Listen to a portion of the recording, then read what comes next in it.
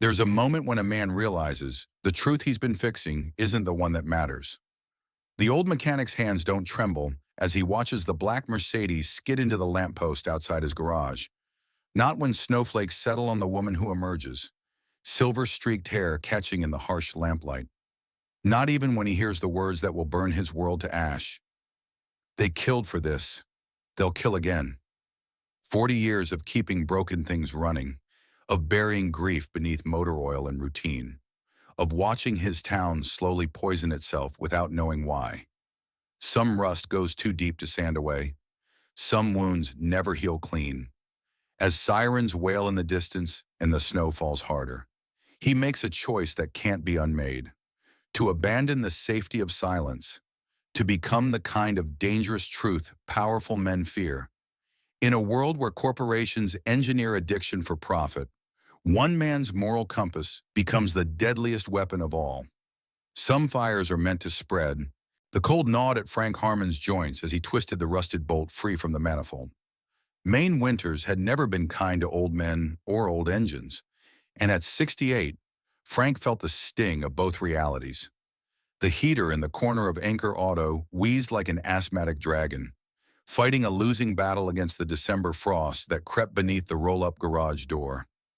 Frank's weathered hands, mapped with calluses and motor oil, moved with the practiced rhythm of a man who had been taking things apart and putting them back together for over 40 years. The '87 Buick before him had seen better days, much like its owner, Mrs. Calloway, whose husband's Navy pension stretched thinner each year. Just the manifold gasket, Frank, she'd told him earlier, voice quavering with the fear of an unexpected bill. Can't afford much else this month. He hadn't responded with more than a nod. Some things didn't need saying. The parts would cost him $30 wholesale. He'd charge her $20. The radio droned in the background, more layoffs at the paper mill. Another teen overdose behind the high school. Weather warnings for the approaching blizzard. The familiar litany of Riverdale's slow death. Once, this town had been the steel backbone of the county. Now it was just another hollowed-out shell along the eastern seaboard, hemorrhaging youth and hope in equal measure. Frank set down the socket wrench and straightened, his lower back protesting with a dull, familiar ache. The wall clock read 4:48 p.m. Almost closing time. Though closing was a formality these days. Where would he go?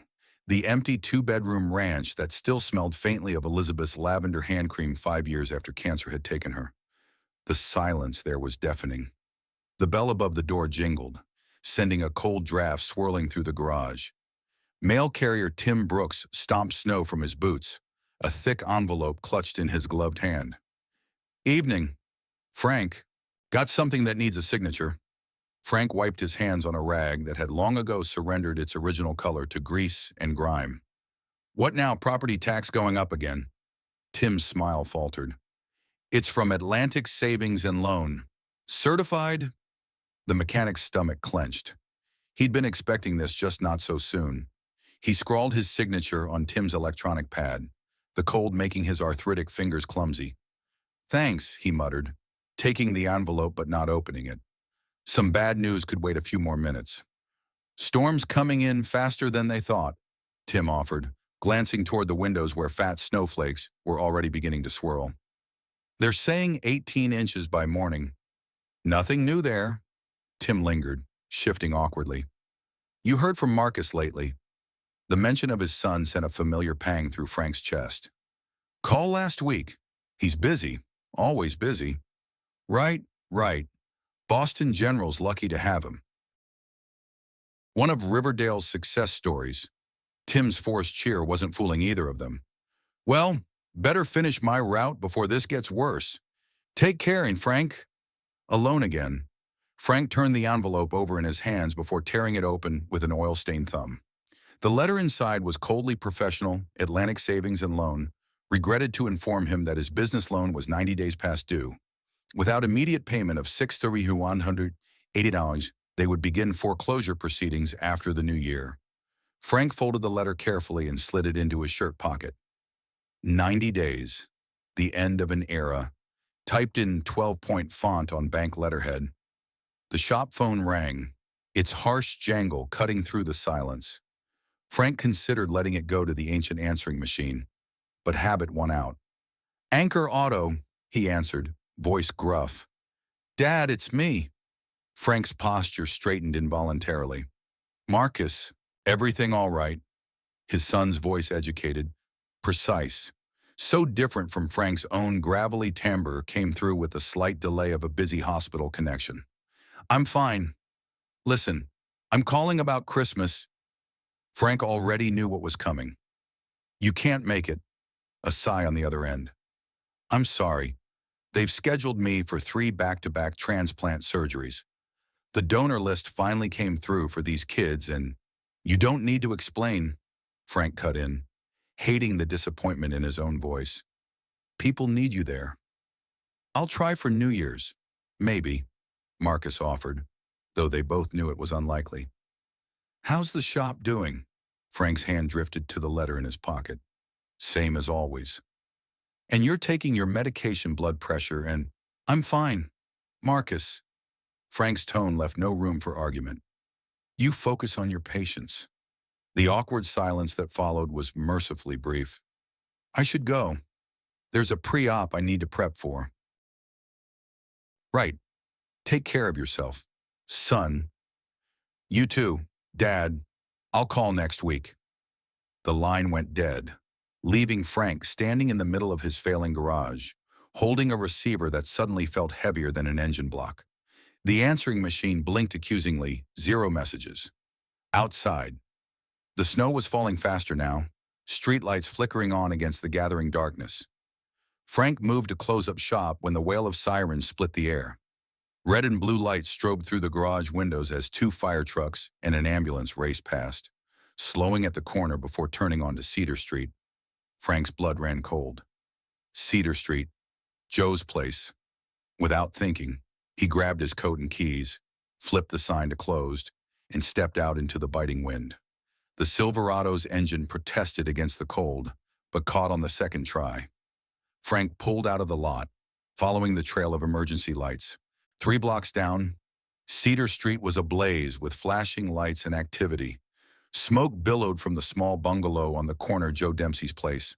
A crowd of neighbors had already gathered, huddled in coats and bathrobes despite the falling snow. Frank parked haphazardly and pushed through the onlookers. Joe had been in Frank's unit in '75, a wiry communications specialist with a sharp wit and sharper eyes. Vietnam had changed him, like it had changed all of them. But Joe had come home with demons that never quite went quiet. "What happened?" Frank asked no one in particular. A woman in a quilted bathrobe answered. "They're saying he fell asleep with a cigarette. Fire department's been here twice already this year for the same thing." Frank scanned the scene, eyes searching for Joe among the first responders and neighbors. The ambulance stood empty, rear doors open. No sign of his old friend. "Is he out? Did they get him out?" The urgency in Frank's voice startled the woman. "I don't think so. I heard them calling for backup." Frank didn't wait for her to finish. He moved toward the house, ignoring the police tape already being strung across the yard. The front door stood open, smoke pouring out in thick, acrid clouds. 2 firefighters emerged, masks down, supporting a third who seemed to be coughing violently. "The back bedroom's fully engulfed," one was saying. "Can't get through the hallway. If he's still in there." "Joe," Frank called out, ducking under the police tape. "Joe Dempsey." A young officer intercepted him, hand raised. "Sir, you need to stay back." "That's my friend in there," Frank growled, the authority in his voice a remnant from his Navy days momentarily stunning the officer. In that second of hesitation, Frank pushed past, moving with a speed that belied his age. The smoke hit him like a wall as he entered the house, stinging his eyes and searing his lungs. Heat pressed against him from all sides as he crouched low, navigating by memory through Joe's cluttered living room. "Joe!" he called again, pulling his shirt collar over his nose. "Joe, where are you?" A weak cough answered from the kitchen, not the back bedroom where the firefighters had been searching. Frank moved toward the sound, stepping over fallen debris and dodging a section of ceiling that crashed down only feet away. Joe was slumped against the refrigerator, blood trickling from a gash on his forehead, eyes unfocused. He looked smaller somehow, diminished, his once wiry frame now gaunt under a stained t-shirt and pajama pants. "Frank," he wheezed, confused. "What are you—" "No time," Frank interrupted, looping Joe's arm around his shoulders. "We're getting out of here." As Frank hauled his friend to his feet, a support beam groaned overhead. They had seconds, not minutes.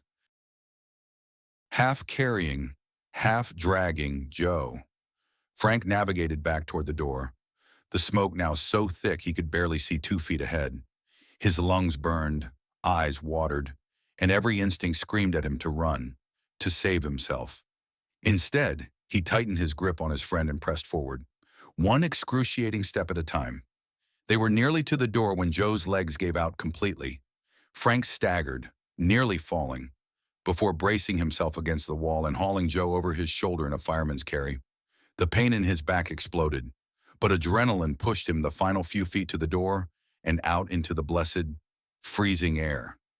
They collapsed onto the front lawn as firefighters rushed toward them. Hands pulled at Frank. Voices shouted questions he couldn't process through the ringing in his ears. An oxygen mask was pressed to his face, and he gulped the clean air greedily. "Joe," he managed between breaths. "How's Joe?" A paramedic appeared in his field of vision. "Your friend's alive thanks to you. We're taking him to Riverdale General." As they loaded Joe into the ambulance, a tall figure approached Police Chief Wallace, his perpetually disappointed expression firmly in place beneath his regulation hat. "Frank Harmon," he said, shaking his head. "Why am I not surprised you do realize you could be charged with interfering with emergency personnel?" Frank removed the oxygen mask. "You gonna arrest me for saving my friend's life?" "Wallace." The chief's mouth tightened. "This is the 3rd incident at Dempsey's place in a year. We found prescription bottles, a lot of them. Oxycodone, mostly. Some not in his name." "He's in pain," Frank defended. "Old injuries from the service. Pain doesn't explain the amount we found, or the empty liquor bottles." Wallace sighed, removing his hat to run a hand through graying hair. "Look, Frank, I know he's your friend, but this isn't the 70s anymore. These pills are killing people all over town. 3 overdoses last month alone."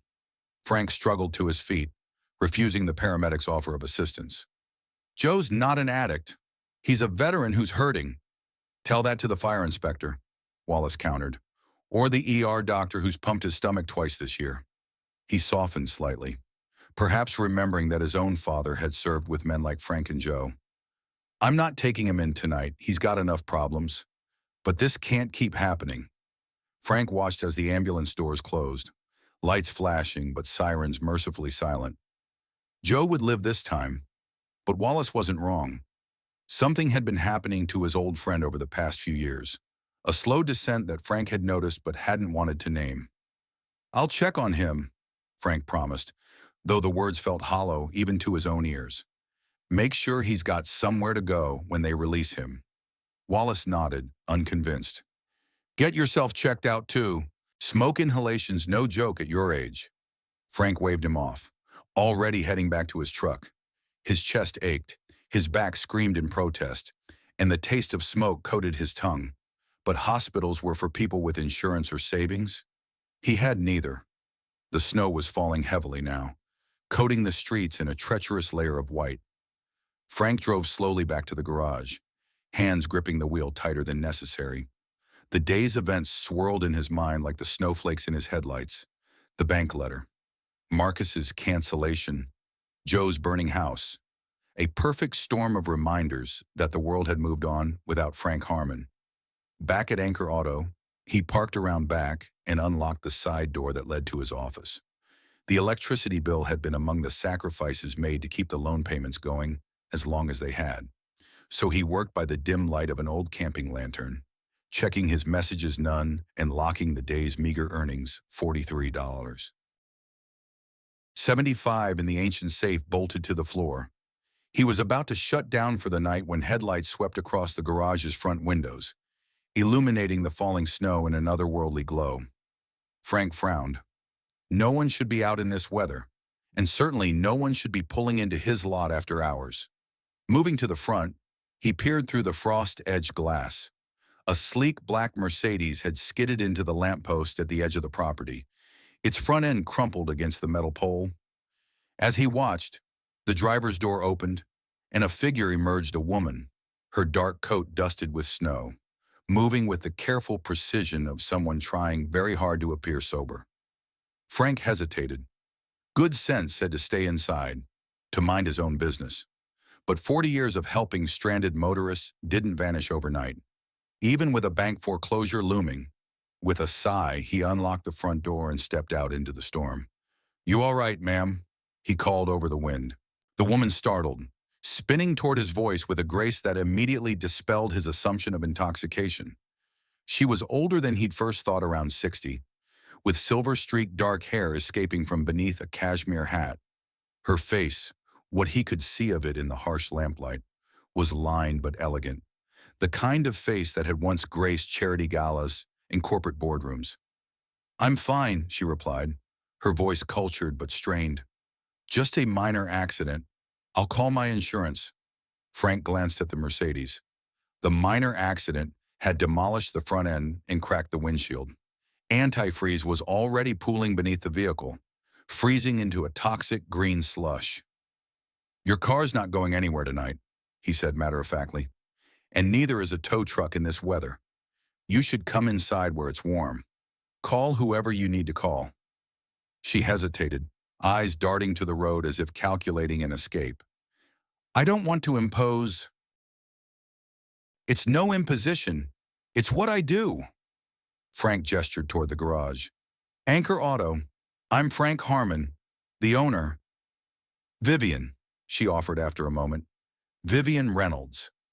Something about the name niggled at the back of Frank's mind, but he couldn't place it. "Well, Vivian Reynolds, unless you want to freeze to death in the worst blizzard we've had in 5 years, I suggest you come inside." A ghost of a smile touched her lips. "When you put it that way." She followed him into the garage, her movements betraying a slight limp. Inside, the space heater's meager output seemed even more pathetic as she huddled near it, removing gloves to reveal manicured hands with a single platinum band on her right ring finger. "Do you have a phone I could use?" she asked. "My cell is dead." Frank gestured to the ancient landline on the front counter. "Help yourself. Coffee's terrible but hot. If you want some..." "Thank you." She moved to the phone but hesitated before dialing. "Do you have a restroom I could use first?" Frank pointed toward the back hallway. "Past my office, on the left. Light switches outside the door." As Vivian disappeared down the hall, Frank busied himself with the coffee maker, dumping the morning's stale remains and brewing a fresh pot. The routine task gave him time to consider his unexpected guest. Everything about her screamed money: the Mercedes, the coat that probably cost more than his monthly rent, the way she held herself with the unconscious authority of someone used to being obeyed. But something was off. The wariness in her eyes didn't match the confident exterior. And who was driving alone through Riverdale in a blizzard? The restroom door opened and closed. But Vivian didn't return immediately. Instead, Frank heard the unmistakable sound of his office door clicking shut, followed by a hushed voice. She was making a call not from the front counter where he could overhear, but from the private line in his office. Frank's jaw tightened. He should mind his own business. The woman had been in an accident, was probably calling family or her insurance. But decades of sizing up customers, separating the honest ones from those trying to scam an old mechanic, had honed his instincts. Moving quietly, he positioned himself near the hallway, just close enough to catch fragments of her conversation. "Had to leave everything behind. They know. The FBI has the files." Her voice rose in agitation before dropping again. "No, I can't go to the police. You know what they did to Henry?" "Yes, I have them, but not safe to move in this storm."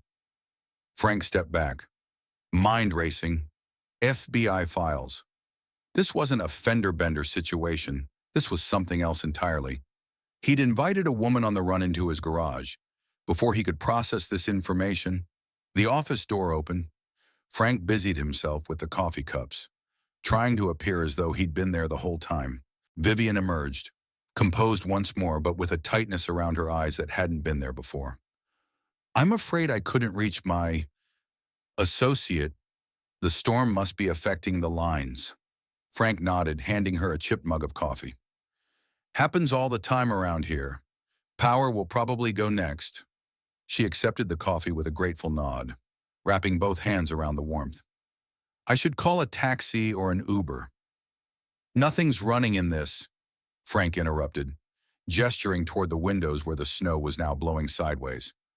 "Roads will be closed within the hour." Vivian's calm facade cracked slightly. "I need to get to Portland tonight. It's important." "Portland's 2 hours away in good weather," Frank said. "Tonight, it might as well be the moon." He studied her face carefully. "Look, I don't know what kind of trouble you're in." "I'm not in trouble," she cut in sharply. "But nobody's going anywhere until this storm passes," he finished. "You can wait here, or I can drive you to the Riverdale Inn, though I doubt Martha's keeping it open with the power likely to go out." Vivian took a sip of coffee, weighing her options. Whatever calculations she was making behind those careful eyes, Frank could almost see the moment she reached a decision. "If it wouldn't be an imposition, I could wait here until the storm passes," she said finally. "I'm happy to compensate you for the inconvenience." Frank waved away the suggestion. "No need. Got a cot in the back office for nights I work late. You can use that. I'll be out here catching up on paperwork." It was a lie. There was no paperwork, just the slow, crushing reality of his failing business. But it seemed to reassure her. "Thank you, Mr. Harmon. That's very kind." "Frank," he corrected. "Nobody's called me Mr. Harmon since I left the Navy." A genuine smile touched her lips. "You served 20 years, enlisted at 18, retired as a chief petty officer at 38. He didn't mention the 3 tours in Vietnam, the things he'd seen and done there. Some conversations weren't meant for strangers in a snowstorm. Came back here, opened this place, been fixing engines ever since." "A life of service," she observed, and there was something in her tone, not quite envy, but a wistful recognition that made Frank look at her more closely. "And you, Ms. Reynolds, what line of work are you in?" The question seemed to catch her off guard. "I was in food production, corporate management. I'm retired now." Another lie, or at least not the whole truth. Frank didn't press. Everyone had their secrets, and he'd heard enough of her phone conversation to know hers might be dangerous. "Well, the office isn't fancy, but it's warm," he said, changing the subject. "The cot's clean. I keep a few emergency supplies back there, some canned soup, bottled water. Should get us through the night if the power goes." Vivian nodded gratefully. "I've slept in worse places." The admission surprised him. It didn't fit with the Mercedes in Kashmir, but before he could respond, the overhead lights flickered once, twice, and then went out completely, plunging the garage into darkness save for the faint glow of the camping lantern in his office. "Right on schedule," Frank muttered. "Storms hit the power lines." In the sudden darkness, Vivian's breathing quickened, a small, involuntary sign of panic that she quickly controlled. Frank pretended not to notice, moving confidently through the familiar space to retrieve the lantern. "Backup generator's been on the fritz for months," he explained, setting the lantern on the counter between them. "But I've got plenty of these, plus some battery-powered heaters in the storage room." In the lantern light, shadows danced across Vivian's face, softening the careful mask she wore. For a moment, she looked lost, vulnerable, a stark contrast to the composed woman who had entered his garage less than an hour ago. "I'm sorry to be such a burden," she said quietly. Frank shook his head. "You're not. Truth is, I'd just be sitting here alone otherwise. At least now I've got someone to share the bad coffee with." That earned him another small smile. Well, when you put it that way, over the next hour, Frank set up a makeshift camp in the office, the cot for Vivian, a nest of blankets on the floor for himself.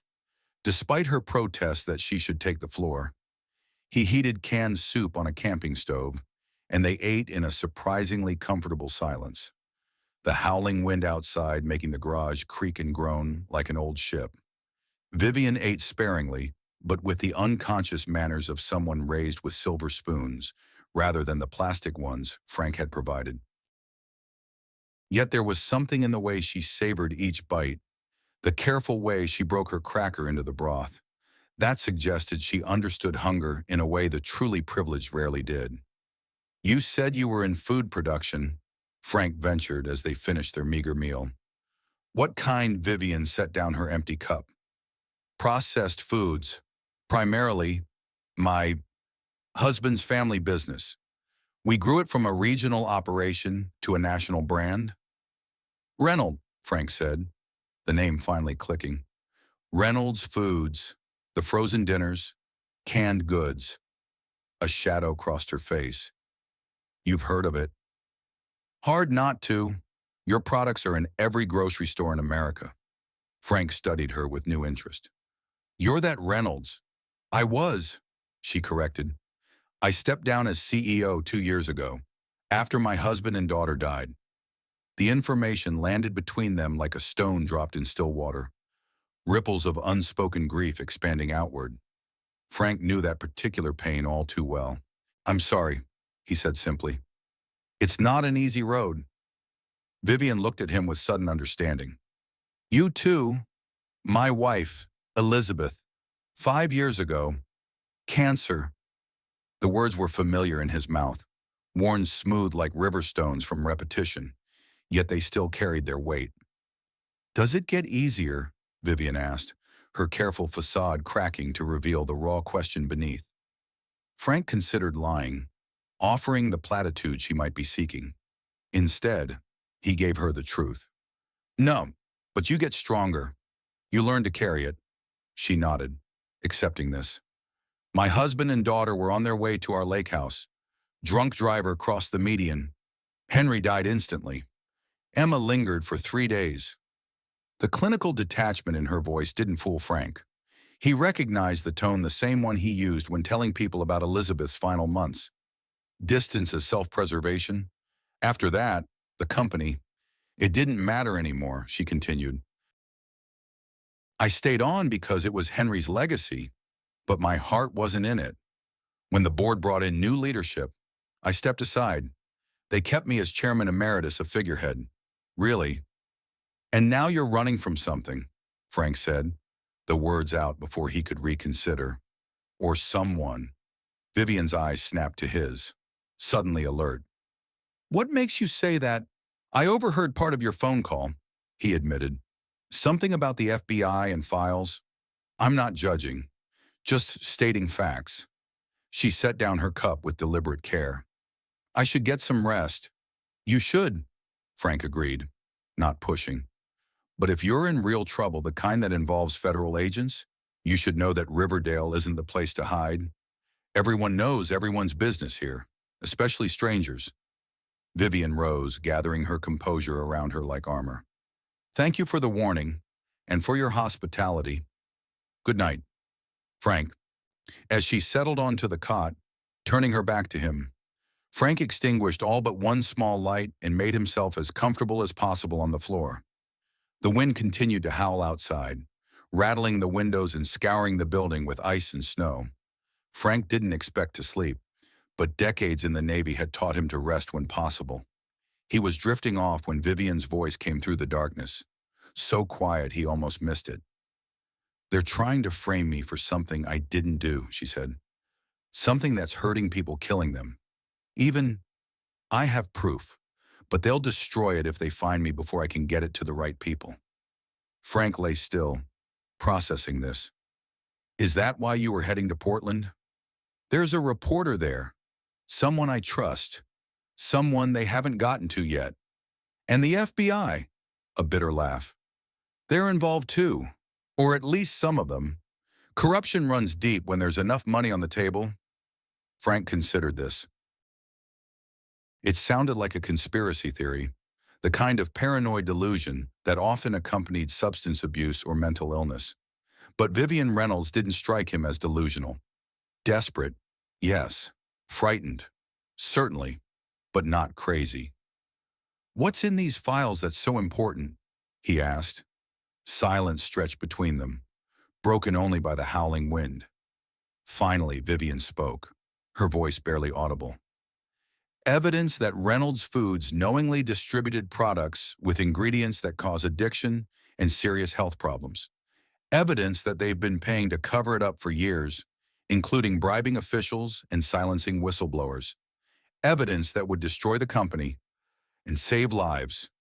Frank stared into the darkness, mind racing. "And they think you have these files." "I do have them," she confirmed. "I took them before I left. It's why they're looking for me." The implication settled heavily in the small office. If what she was saying was true, Vivian Reynolds wasn't just a woman who'd had a car accident in a snowstorm. She was a target, and now, by extension, so was he. "Get some sleep," he said finally. "We'll figure it out in the morning." But as the night wore on and the storm raged outside, Frank lay awake, listening to Vivian's even breathing and wondering what exactly he had invited into his garage and whether either of them would live to see the spring. Morning arrived with eerie silence, the absence of wind and the muffled quality of sound that only comes after heavy snowfall. Frank woke stiff and cold, his back protesting every movement as he pushed himself up from the floor. The power was still out, but gray daylight filtered through the frosted windows, casting the garage in a ghostly light. The cot was empty, the blankets neatly folded. For a moment, Frank thought Vivian had fled during the night, but then he heard movement in the front of the garage, the careful sound of someone trying not to make noise. He found her standing by the front counter, fully dressed in yesterday's clothes, her attention fixed on the small television that usually played daytime soaps for waiting customers. It was off, of course, but she wasn't looking at the screen. She was looking at the newspaper beside it. Yesterday's Riverdale Gazette, open to a story about the rising opioid crisis in rural Maine. "Morning," Frank said, making her jump slightly. "Coffee's not an option without power, but I've got some bottled water." Vivian composed herself quickly. "Thank you, but I should be going. The roads must be cleared by now." Frank raised an eyebrow. "Roads won't be plowed until noon at the earliest. Town's got 2 snowplows, and they do the hospital and police station first." As if to punctuate his point, his cell phone buzzed with an alert, the town's emergency system warning residents to stay off the roads until further notice. Vivian's shoulders slumped slightly. "I see. Are you in that much of a hurry to get caught?" Frank asked bluntly. She turned to face him fully, her expression guarded. "I told you too much last night." "Probably," he agreed, "but it's done now. Why don't you tell me the rest while we wait for the plows? I'm a good listener, and I make a decent breakfast on a camping stove." It was a simple offer, but something in Vivian's face shifted a hairline crack in the careful facade. "Why would you help me? You don't know me. What I told you, it could put you in danger." Frank moved past her to check the front windows. The street beyond was a blank canvas of white, untouched save for the wind-carved drifts that had formed against buildings and cars. No one was moving out there. Not yet. "I spent 20 years serving a country that wasn't always worth serving," he said finally, turning back to her. "Followed orders that kept me up at night. Came home to a town that's dying inch by inch from neglect and poison. So if you're telling me you've got evidence that might stop even a small part of that poison from spreading, I'm inclined to listen." Vivian studied him, weighing his words against some internal scale. Whatever she saw in his weathered face must have tipped the balance. "All right," she said, "but not here. Is there somewhere more private?" Frank thought for a moment. "Back office. No windows. One door. I can see if anyone comes in from there." They returned to the small room where they'd spent the night. Frank lit the camping stove and set water to boil, while Vivian perched on the edge of the cot. ramrods straight, hands clasped in her lap. 6 months ago, she began, I received an anonymous package at my home, not my office, which should have been impossible since that address is unlisted. Inside was a flash drive and a note. Your husband tried to stop this. They killed him for it. Frank stilled. You said your husband died in a car accident. Drunk driver? That's the official report, Vivian confirmed, a bitter edge to her voice. Very thorough, very convincing. I believed it myself until I saw what was on that drive. She paused, uncollecting herself. Henry had been investigating a new additive our R&D department developed CR17. It was supposed to enhance flavor while reducing production costs. The board fast-tracked it into our products 3 years ago, right after I stepped back from daily operations. What kind of additive? Frank asked, handing her a cup of instant oatmeal. Technically, a flavor enhancer, she said, setting the food aside untouched. But the files showed it was much more. CR17 triggers the same brain receptors as opioids, not enough for an immediate high, but enough to create dependency. People who consumed it regularly developed cravings. Children were especially susceptible. Frank's mind flashed to Joe, to the prescription bottles, the empty liquor containers, the slow descent of a man who had once been sharp and capable. The company knew this, Vivian nodded grimly. The internal testing was explicit, but the market research was even more damning. They deliberately targeted economically depressed areas for product rollout places where people were already vulnerable. Places like Riverdale. Frank moved to the office door, checking the main garage out of habit, though he knew they were still alone. And your husband found out. Henry was old school. Ethics mattered to him. When he discovered what was happening, he compiled evidence, prepared to go public. Her voice tightened. A week before he planned to take it to the FDA, he and Emma died in that accident. The implications hung in the air between them. Frank had seen enough death in Vietnam to know that some accidents weren't accidents at all. And you think the current leadership arranged it, he said. It wasn't a question. I know they did, Vivian replied, steel in her voice. Richard Keller was COO when Henry died. He became CEO overnight, with the board's full support, the same board members who had invested heavily in the success of CR17. So why wait 6 months after getting this evidence? Why run now? Vivian's expression darkened. Because I was careful, I spent months verifying everything, gathering more evidence, tracking the money. I needed to be certain before I destroyed the company my husband's family built. She met Frank's gaze directly. And because I was afraid, they killed Henry and Emma. I knew they wouldn't hesitate to kill me too. Frank nodded slowly. Fear was something he understood, not the momentary panic of a firefight, but the deep, grinding fear that wore away at a person's foundations until they couldn't trust their own judgment. What changed? He asked. Why leave now? Because they found out. Vivian's hands trembled slightly. Someone in my inner circle betrayed me. 3 days ago, my housekeeper caught someone in my home office. The next day, I received a call from Richard, inviting me to a special board meeting to discuss my concerns about company operations. A trap, Frank surmised. Exactly. I knew I had to move immediately. I took what I could fit in one bag, withdrew cash from accounts they don't know about, and left. I was heading to Portland to meet a journalist I trust when the storm hit, and I lost control of the car. Frank absorbed this, measuring it against his instincts and experience. It was an incredible story, the kind of corporate conspiracy that usually only existed in movies. But there was a ring of truth in Vivian's voice, a clear-eyed determination that couldn't be faked. These files, he said finally, you have them with you. Vivian hesitated, then reached into her coat pocket and withdrew a small, metallic USB drive. Everything's here: financial records, internal memos, test results, distribution maps. Enough to prove that Reynolds Foods has been knowingly addicting consumers to their products for years, and that they're willing to kill to keep it secret. Frank stared at the innocent-looking device. And you think a newspaper will publish this against a company with that kind of power and reach? Not just any newspaper, Vivian clarified. Joseph Brennan at the Portland Press-Herald. He's been investigating the opioid crisis for years. He's already published pieces linking processed food additives to addiction patterns. He's been laying the groundwork without even realizing it. Frank returned to the camping stove, buying time to think as he prepared his own breakfast. The situation was far beyond anything he'd expected when he invited a stranded motorist into his garage. Now he was harboring a whistleblower with evidence that could bring down a major corporation, evidence that people had already died for.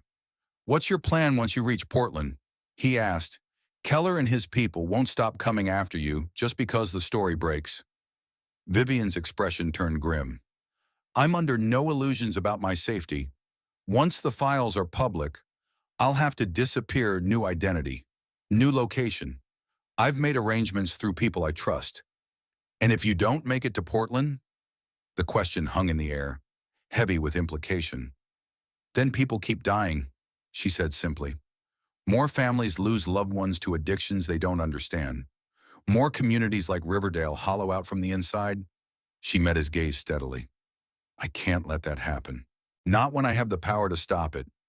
Frank nodded slowly. He understood duty, understood the weight of knowledge that couldn't be unlearned. In Vietnam, he'd made choices that haunted him, still choices to act or not act, to speak or remain silent. The consequences of those choices had followed him home, shadowing his days and poisoning his nights until Elizabeth had shown him how to live with them. "The plows should have the main roads cleared by early afternoon," he said finally. "I know the back routes to Portland, ways that won't be on any GPS. I can get you there." Surprise flickered across Vivian's face. "You'd do that, knowing the risk." Frank thought of Joe, trembling in the hospital, of the teenagers dying behind the high school, of his own son, Marcus, who'd fled Riverdale like it was on fire, refusing to look back. He thought of Elizabeth, who would have already been packing the truck and plotting routes. "Some fights choose you," he said simply. This one landed in my garage. Relief washed over Vivian's features, not just for the offered help, but for being believed. "Thank you, Frank. I won't forget this." He waved away her gratitude. "Don't thank me yet. We still have to get you to Portland in one piece."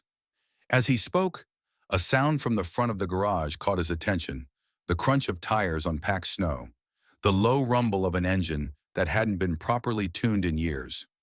Frank moved to the office door, peering through the narrow gap into the main space. A Riverdale police cruiser had pulled up outside, its wipers clearing twin arcs in the snow-covered windshield. Chief Wallace sat behind the wheel, eyes scanning the darkened garage with professional interest.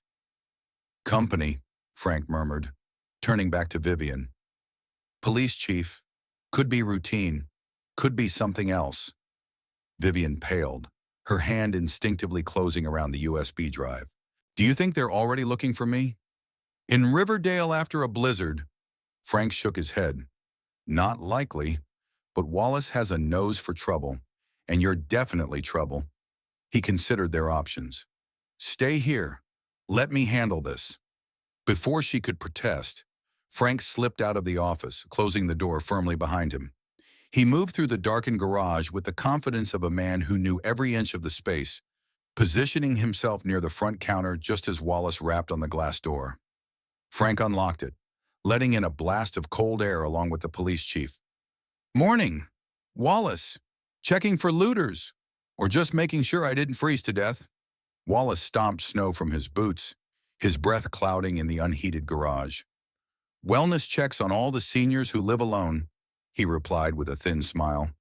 "You qualify on both counts." "Hilarious. I'm fine, as you can see." The chief glanced around the darkened space. "Power's still out across town. They're saying it might be tomorrow before it's restored. You got a generator running.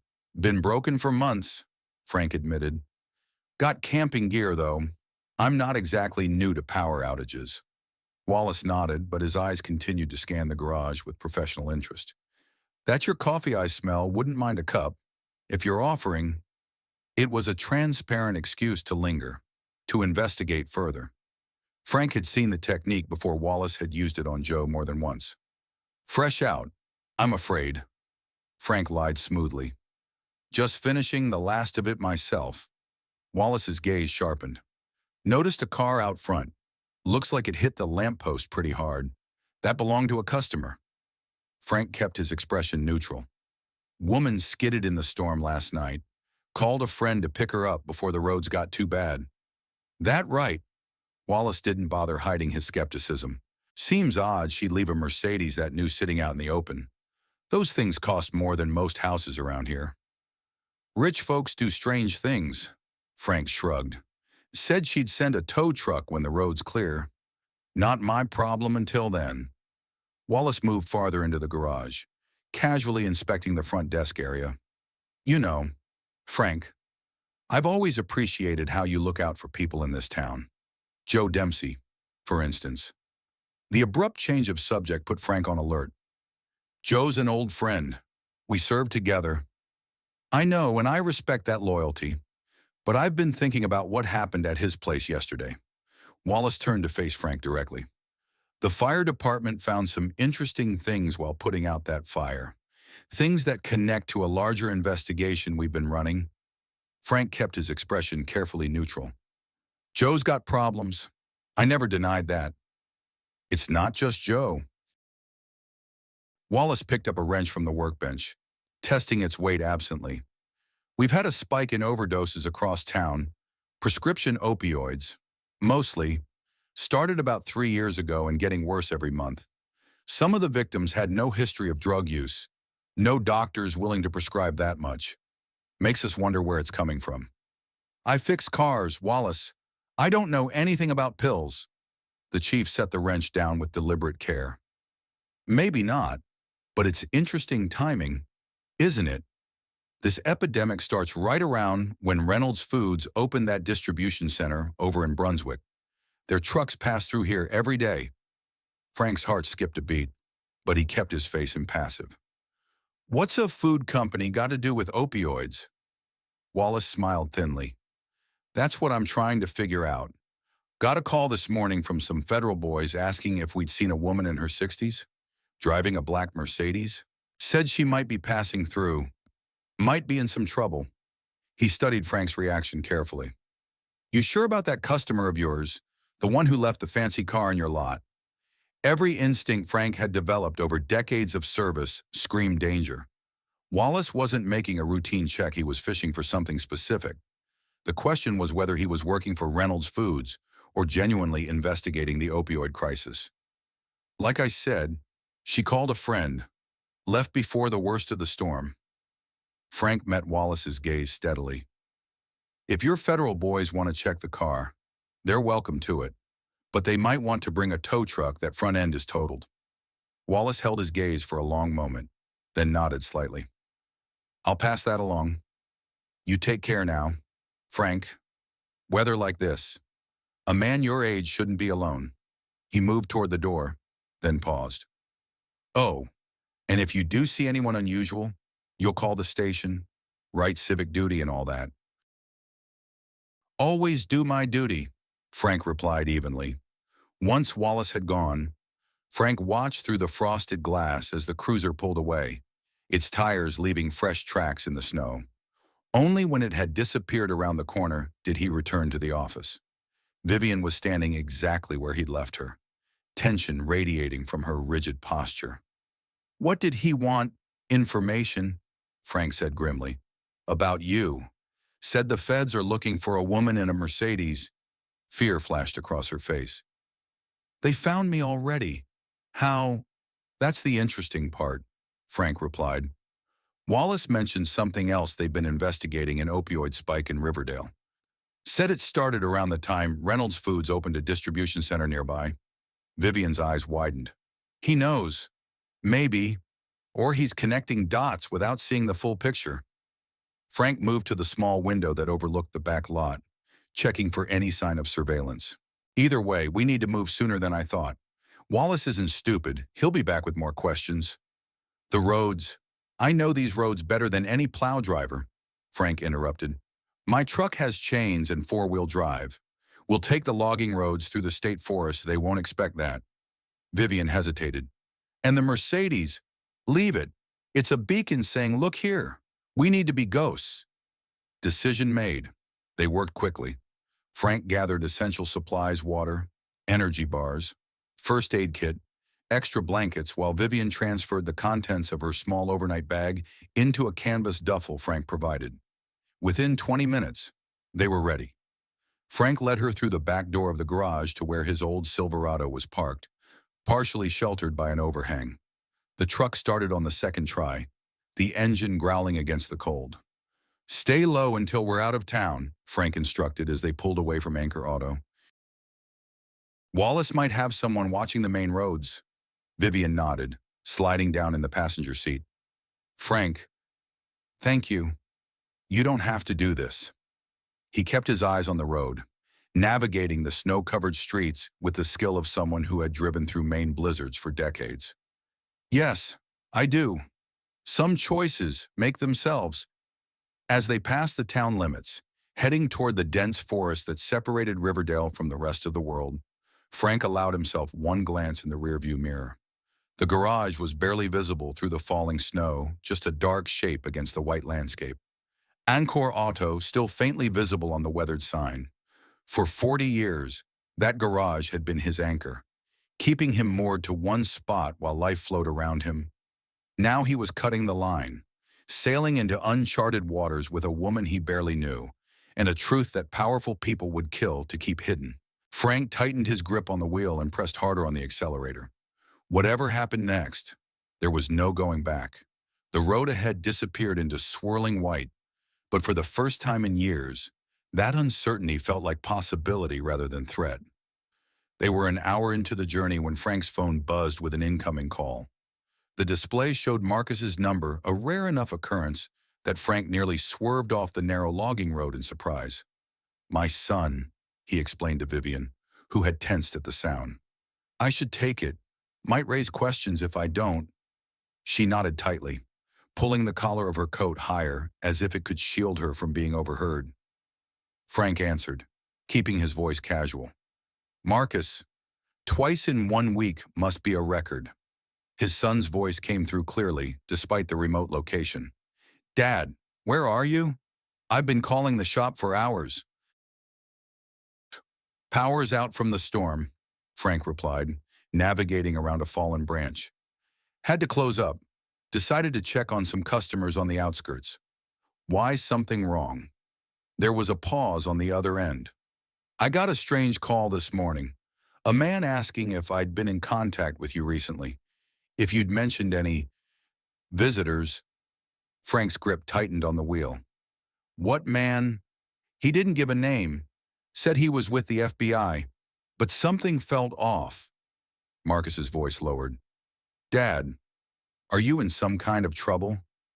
Frank glanced at Vivian, who was listening intently. Not the kind you're thinking. Listen, Marcus, I can't explain right now, but I need you to trust me. If anyone else calls asking about me, tell them we haven't spoken. Say you've been in surgery, unreachable. Dad, I mean it. Son, it's important. Frank hesitated, then added, it's about what's been happening in Riverdale. The overdoses, the decline. I'm trying to help fix it. Another pause, longer this time. When Marcus spoke again, his voice had changed, the professional detachment replaced by genuine concern. Is this about Joe?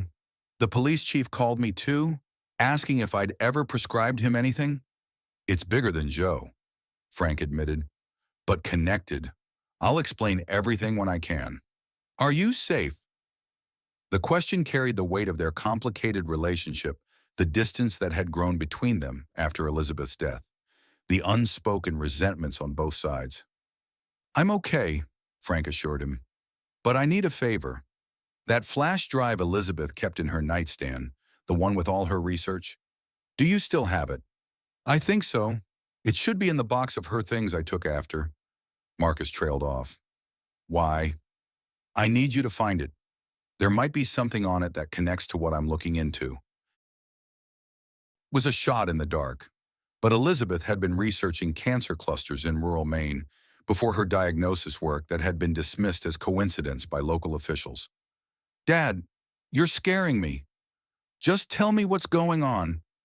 Frank sighed, feeling the weight of too many secrets. "I will, but not over the phone. Just find that drive. And Marcus, be careful who you talk to about this." After ending the call, Frank drove in silence for several minutes, processing the implications. If they were contacting Marcus, the net was closing faster than he'd anticipated. "They're thorough," Vivian observed quietly. "Your son, does he know anything that could help them find us?" Frank shook his head. "Marcus hasn't been back to Riverdale in 3 years. We talk maybe once a month, and never about anything important."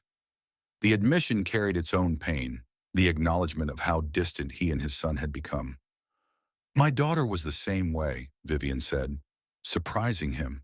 Emma thought Reynolds Foods was beneath her, too provincial, too old-fashioned. She was building her own tech startup in Boston, determined to make her mark without the family name. Her voice caught. "We were just starting to reconnect when the accident happened." Frank recognized the specific anguish in her tone, the regret of reconciliations that came too late. "Elizabeth and I wanted Marcus to stay in Riverdale, take over the local medical practice when old Doc Simmons retired, but he wanted Boston, wanted the prestige of a big hospital. We argued about it right up until she got sick. And then it didn't matter anymore," Vivian finished for him. "Nothing matters when you're counting breaths, waiting for the last one."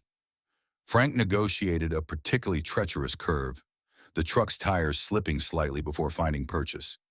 "After she died, Marcus tried to get me to move to Boston. I refused. We've been doing this dance ever since he thinks I'm stubborn. I think he's ashamed of where he came from." Vivian was quiet for a moment, watching the endless white landscape scroll past. "Maybe this will change things. For both of you." Frank grunted non-committally, but the thought lingered as they continued through the forest. The logging road narrowed, barely more than a track now, winding between towering pines laden with snow. Few people knew these routes existed, and fewer still would brave them in winter. It was their best chance of reaching Portland undetected. They had just crossed into the next county when Frank spotted the vehicle, a black SUV parked at a junction, where the logging road met a wider fire access route. It was partially hidden behind a stand of trees, but the fresh tire tracks in the snow gave it away. "Down!" Frank ordered sharply, and Vivian immediately slid lower in her seat as he slowed the truck, approaching cautiously. The SUV appeared empty, but Frank knew better than to trust appearances. He navigated past it at a deliberate pace, not too fast to attract attention, but not slow enough to invite scrutiny. Only when they had rounded the next bend did he allow himself to breathe normally. "That wasn't a forestry vehicle," Vivian said, her voice tight. "No," Frank agreed grimly. "Government plates. They're setting up checkpoints on the secondary routes." How did they know? The question wasn't really directed at him, Vivian was thinking aloud. Processing. "The Mercedes was still at your garage when we left. Wallace couldn't have reported it that quickly." Frank considered this as he guided the truck deeper into the forest. "Unless they were already watching, unless they knew you'd head for Portland," Vivian's expression darkened. "The reporter Brennan, they must know I was planning to contact him, which means the direct route to Portland is probably being watched," Frank concluded. "We need a new plan." He pulled the truck into a small clearing, hidden from the road by a dense growth of evergreens. Killing the engine, he reached into the glove compartment and withdrew a battered map of Maine, the paper kind. Not a GPS that could be tracked. "We're here," he said, pointing to a spot deep in the forest. "Portland is here. All the main routes will be watched now." His finger traced alternative paths, many of them unmarked on the official map. "But there's another way. Through here, old hunting trails, abandoned rail lines. It'll take longer. Maybe add 2 hours to the trip. But they won't be watching these." Vivian studied the map, her expression troubled. "And if this reporter is compromised, if they're watching him too..." It was the question Frank had been avoiding. If Reynolds Foods had the reach to track Vivian to Riverdale, to contact his son in Boston, to position agents on remote logging roads during a blizzard, what else could they do? Who else could they control? Then we need a backup plan, Frank said finally. Someone else who can verify and release the information.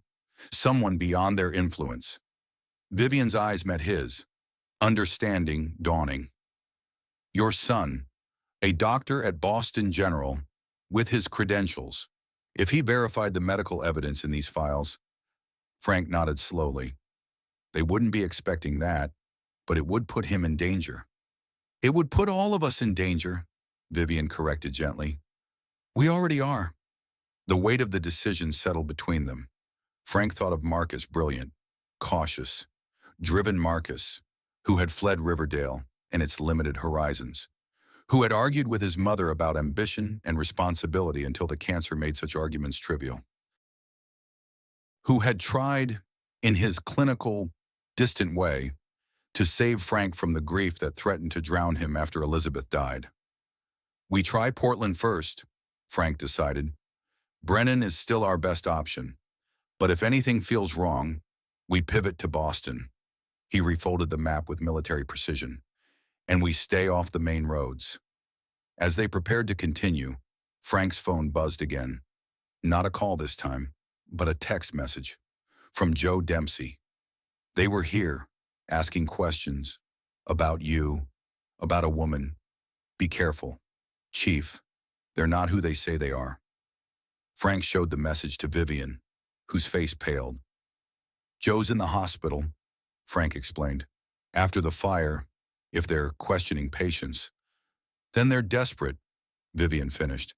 And desperate people make mistakes. Frank started the truck, a new urgency driving his actions. Let's hope we're not one of them. They continued their journey, now following game trails and forgotten paths that didn't appear on any modern map. Frank drove with the focused intensity of a man navigating a minefield, every sense attuned to potential danger. Vivian remained silent beside him, lost in her own thoughts. The USB drive clutched in her hand like a talisman. The forest eventually gave way to rolling farmland, dormant under winter's blanket. Here, Frank kept to the boundaries between properties, following fence rows and windbreaks to avoid the more traveled country roads. The going was slower, more treacherous, but they encountered no other vehicles, no black SUVs, no police cruisers, no unmarked cars that might signal trouble. It was late afternoon when they approached the outskirts of Brunswick, the last major town before Portland. The sun was already sinking toward the horizon, casting long shadows across the snow-covered landscape. They would need to pass through or around the town to reach their destination. We should stop, Frank said, noting the fuel gauge dipping toward empty. Need gas, and we should check the news, see if there's any mention of a search. Vivian nodded reluctantly. Not in town. There's a small station off Route 1, Frank recalled. Run by an old Micmac man who doesn't ask questions. We can fill up there, then skirt around Brunswick using the old cannery roads. The gas station appeared as Frank remembered it, a weathered building with two ancient pumps standing like sentinels in the gathering twilight.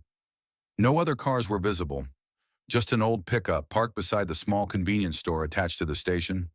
Frank pulled up to the pump, instinctively positioning the truck for a quick exit if needed.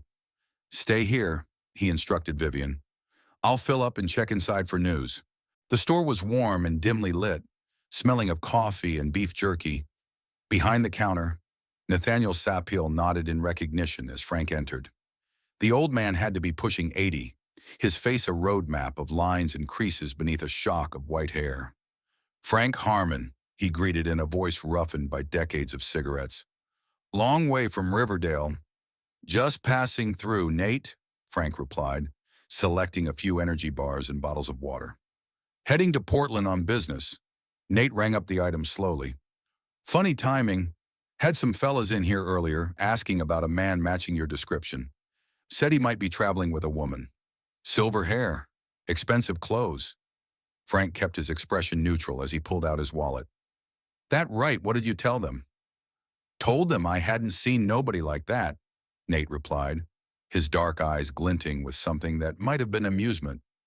Then I asked to see their badges again, real slow-like, examining each one. They got impatient pretty quick after that. Appreciate the discretion, Frank said, understanding the message. Don't suppose they mentioned where they were heading next. Nate bagged the items methodically, said something about checking the Brunswick exit, setting up there to watch traffic heading toward Portland. He handed Frank the bag. Old logging road behind the station connects to River Road, follows the Androscoggin all the way to the coast.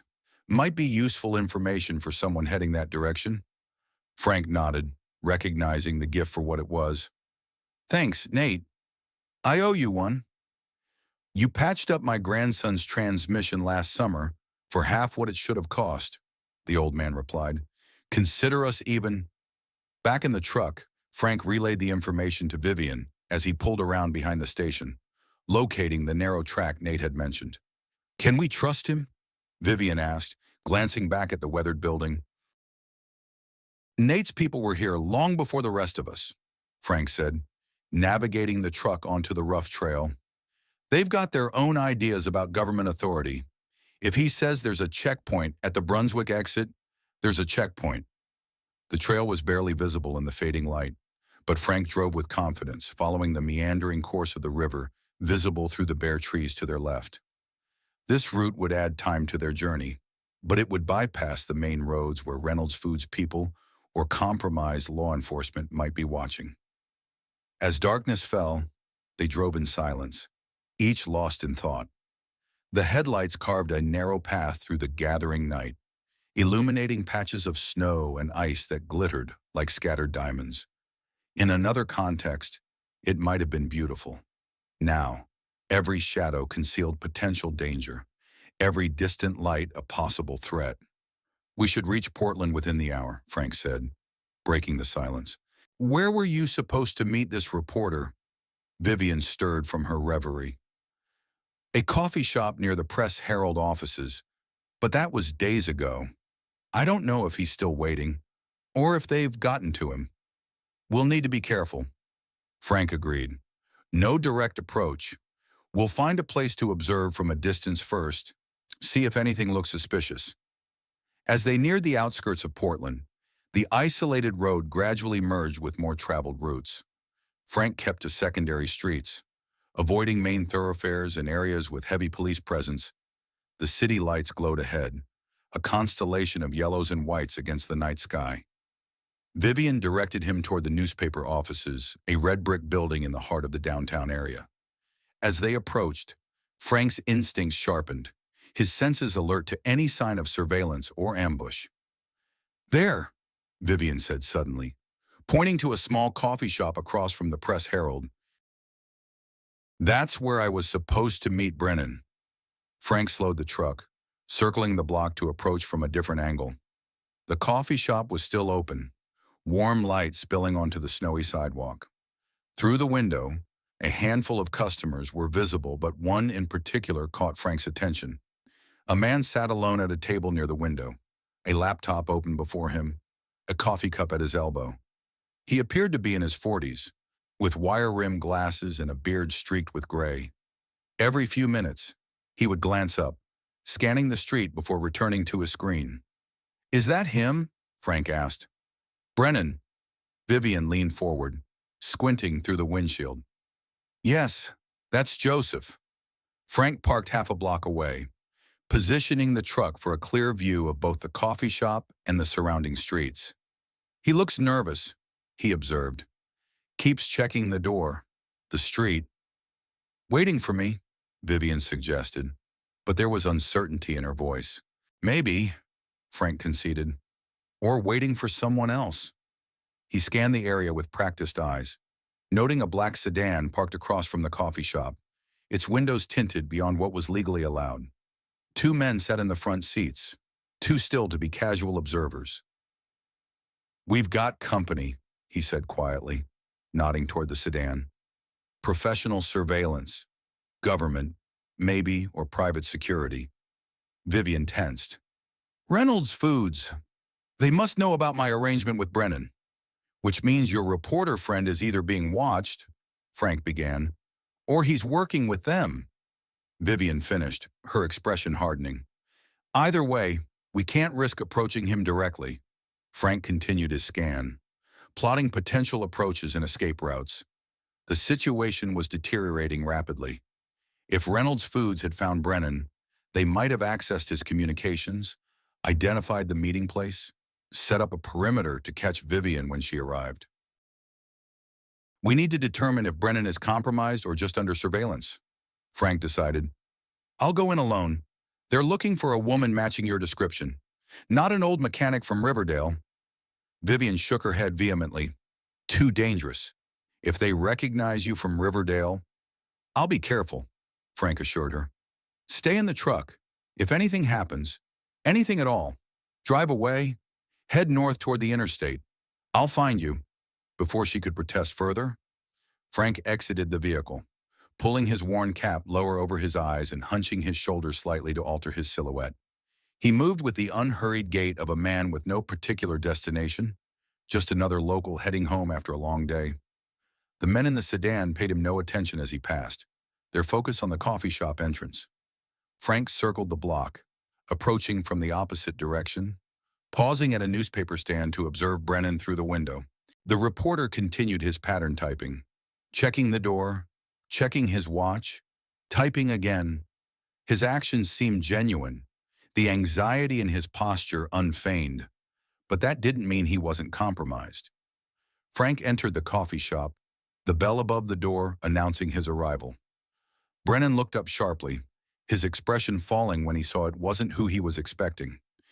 Frank ordered a black coffee and took a seat at the counter, positioning himself to keep both Brennan and the entrance in view.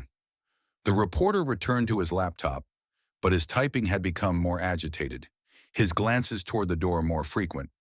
After a few minutes, he made a call, speaking in hushed tones that didn't carry to where Frank sat. When the barista stepped away to help another customer, Frank made his move. He relocated to a table near Brennan, close enough to speak without being overheard by others. She sent me, Frank said without preamble, keeping his voice low and his eyes on his coffee. Brennan stiffened, his hand freezing above his keyboard. I don't know what you're talking about. Vivian Reynolds, the woman you've been waiting for. The reporter's eyes darted to the window, then back to Frank. Who are you? A friend. She's concerned the meeting might be compromised. Frank nodded subtly toward the black sedan. Those men have been watching this place for at least the past hour? Brennan's face paled slightly. I've noticed them. Thought they might be feds. I've been working on a story about pharmaceutical corruption. They're not feds, Frank replied. At least, not only feds. They work for Reynolds Foods, the company you were going to expose with Vivian's help. Recognition flashed in Brennan's eyes. How do I know you're really with her? This could be a trap. Frank considered his response carefully. She has files proving Reynolds Foods is using an additive called CR17 to create dependency in consumers. She believes her husband and daughter were killed to prevent this information from becoming public. Brennan's expression shifted from suspicion to cautious belief. Where is she now? Safe. For the moment. Frank leaned forward slightly. But we need to know, are you still willing to publish the story? Even knowing what happened to her husband? The reporter's face hardened with resolve. That's why I'm here. I've been investigating the connection between processed foods and addiction patterns for over a year. Her evidence would be the smoking gun I've been looking for. Frank nodded, satisfied with what he saw in the younger man's eyes. Then we need a new meeting place, somewhere they won't expect. Brennan thought for a moment. There's a 24-hour diner off the interstate, north of the city.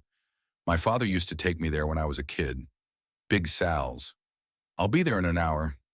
Make it 2, Frank countered. We need to make sure you're not followed. The reporter nodded his understanding. 2 hours, I'll bring my editor. She'll need to sign off on something this big. Frank stood, leaving his coffee half finished. One more thing. If you're compromised, if they've gotten to you somehow, now's the time to say so. Because if this is a trap, it's not, Brennan interrupted firmly. I became a journalist to expose exactly this kind of corporate malfeasance. My father died of an opioid addiction that started with prescription painkillers. This story is personal. Frank held his gaze for a long moment, measuring the man's resolve. Then he nodded once. 2 hours. Come alone, no editor. Not yet. That's non-negotiable. Without waiting for a response, Frank left the coffee shop, taking a circuitous route back to where he'd parked the truck. The men in the sedan remained in position, their attention still fixed on the coffee shop entrance. Vivian's relief was palpable when Frank slid back into the driver's seat. What happened? Is he trustworthy? I think so, Frank replied, starting the engine. But we're changing the meeting location, just to be safe. As they pulled away from the curb, Frank caught movement in his rearview mirror. The black sedan was pulling out as well, not following them, but heading in the direction of the Press Herald offices. They're not following us, Vivian observed. They must still be watching for me to show up at the coffee shop. For now, Frank agreed. But once Brennan leaves, they might realize something's changed. We need to move quickly. He navigated through Portland's streets, taking a meandering path to ensure they weren't being followed before heading north toward the interstate. The new meeting location, Big Sal's Diner, was about 20 miles outside the city, an unassuming establishment that catered to truckers and late-night travelers. As they drove, Frank brought Vivian up to speed on his conversation with Brennan. He seemed genuine. Said he's been investigating food additives and addiction for over a year, mentioned his father died from an opioid addiction. Joseph lost his father 2 years ago, Vivian confirmed. It's partly why I chose him for this story. He understands the human cost. The diner appeared ahead, a standalone building with a neon sign that buzzed. The diner appeared ahead, a standalone building with a neon sign that buzzed and flickered, casting alternating patterns of red and blue across the snow-covered parking lot. Only a few vehicles were present, a semi-truck idling in the back, 2 sedans that had seen better decades, and a weathered pickup similar to Frank's own. Looks quiet, Frank observed, circling the lot once to check for anything suspicious before parking near the side entrance. I'll go in first, make sure Brennan's alone. You wait 5 minutes, then follow. Sit at a different table until I signal it's clear. Vivian nodded, her hands clutching the USB drive that contained everything they'd risked their lives for. Be careful, Frank. The interior of Big Sal's was a time capsule from the 1970s, vinyl booths in cracked mustard yellow, a chrome-edged counter with spinning stools, and wood-paneled walls adorned with faded local sports memorabilia. A tired-looking waitress glanced up from her magazine as Frank entered, offering a perfunctory smile before returning to her reading. 3 customers occupied the space, an older trucker nursing coffee at the counter, a young couple sharing a plate of fries in a corner booth, and sitting alone by the window, Joseph Brennan. The reporter was hunched over a notepad, a coffee cup and half-eaten slice of pie pushed to the side. He looked up as the bell above the door announced Frank's arrival, relief washing over his features. Frank took a booth on the opposite side of the diner, ordering coffee from the waitress while keeping Brennan in his peripheral vision. He scanned the parking lot through the window, watching for any new arrivals. After confirming they were alone, he nodded almost imperceptibly toward the reporter. Brennan gathered his things and relocated to Frank's booth, sliding in across from him. I wasn't followed, he said quietly. Took 3 different routes, doubled back twice.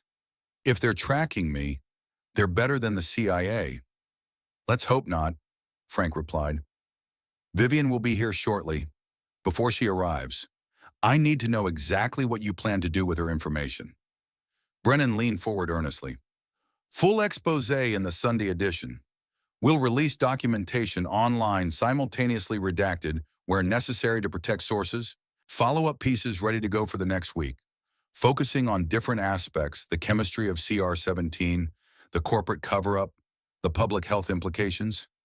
And you can guarantee this gets published. No corporate lawyers shutting it down. No editors getting cold feet. My editor is fully committed.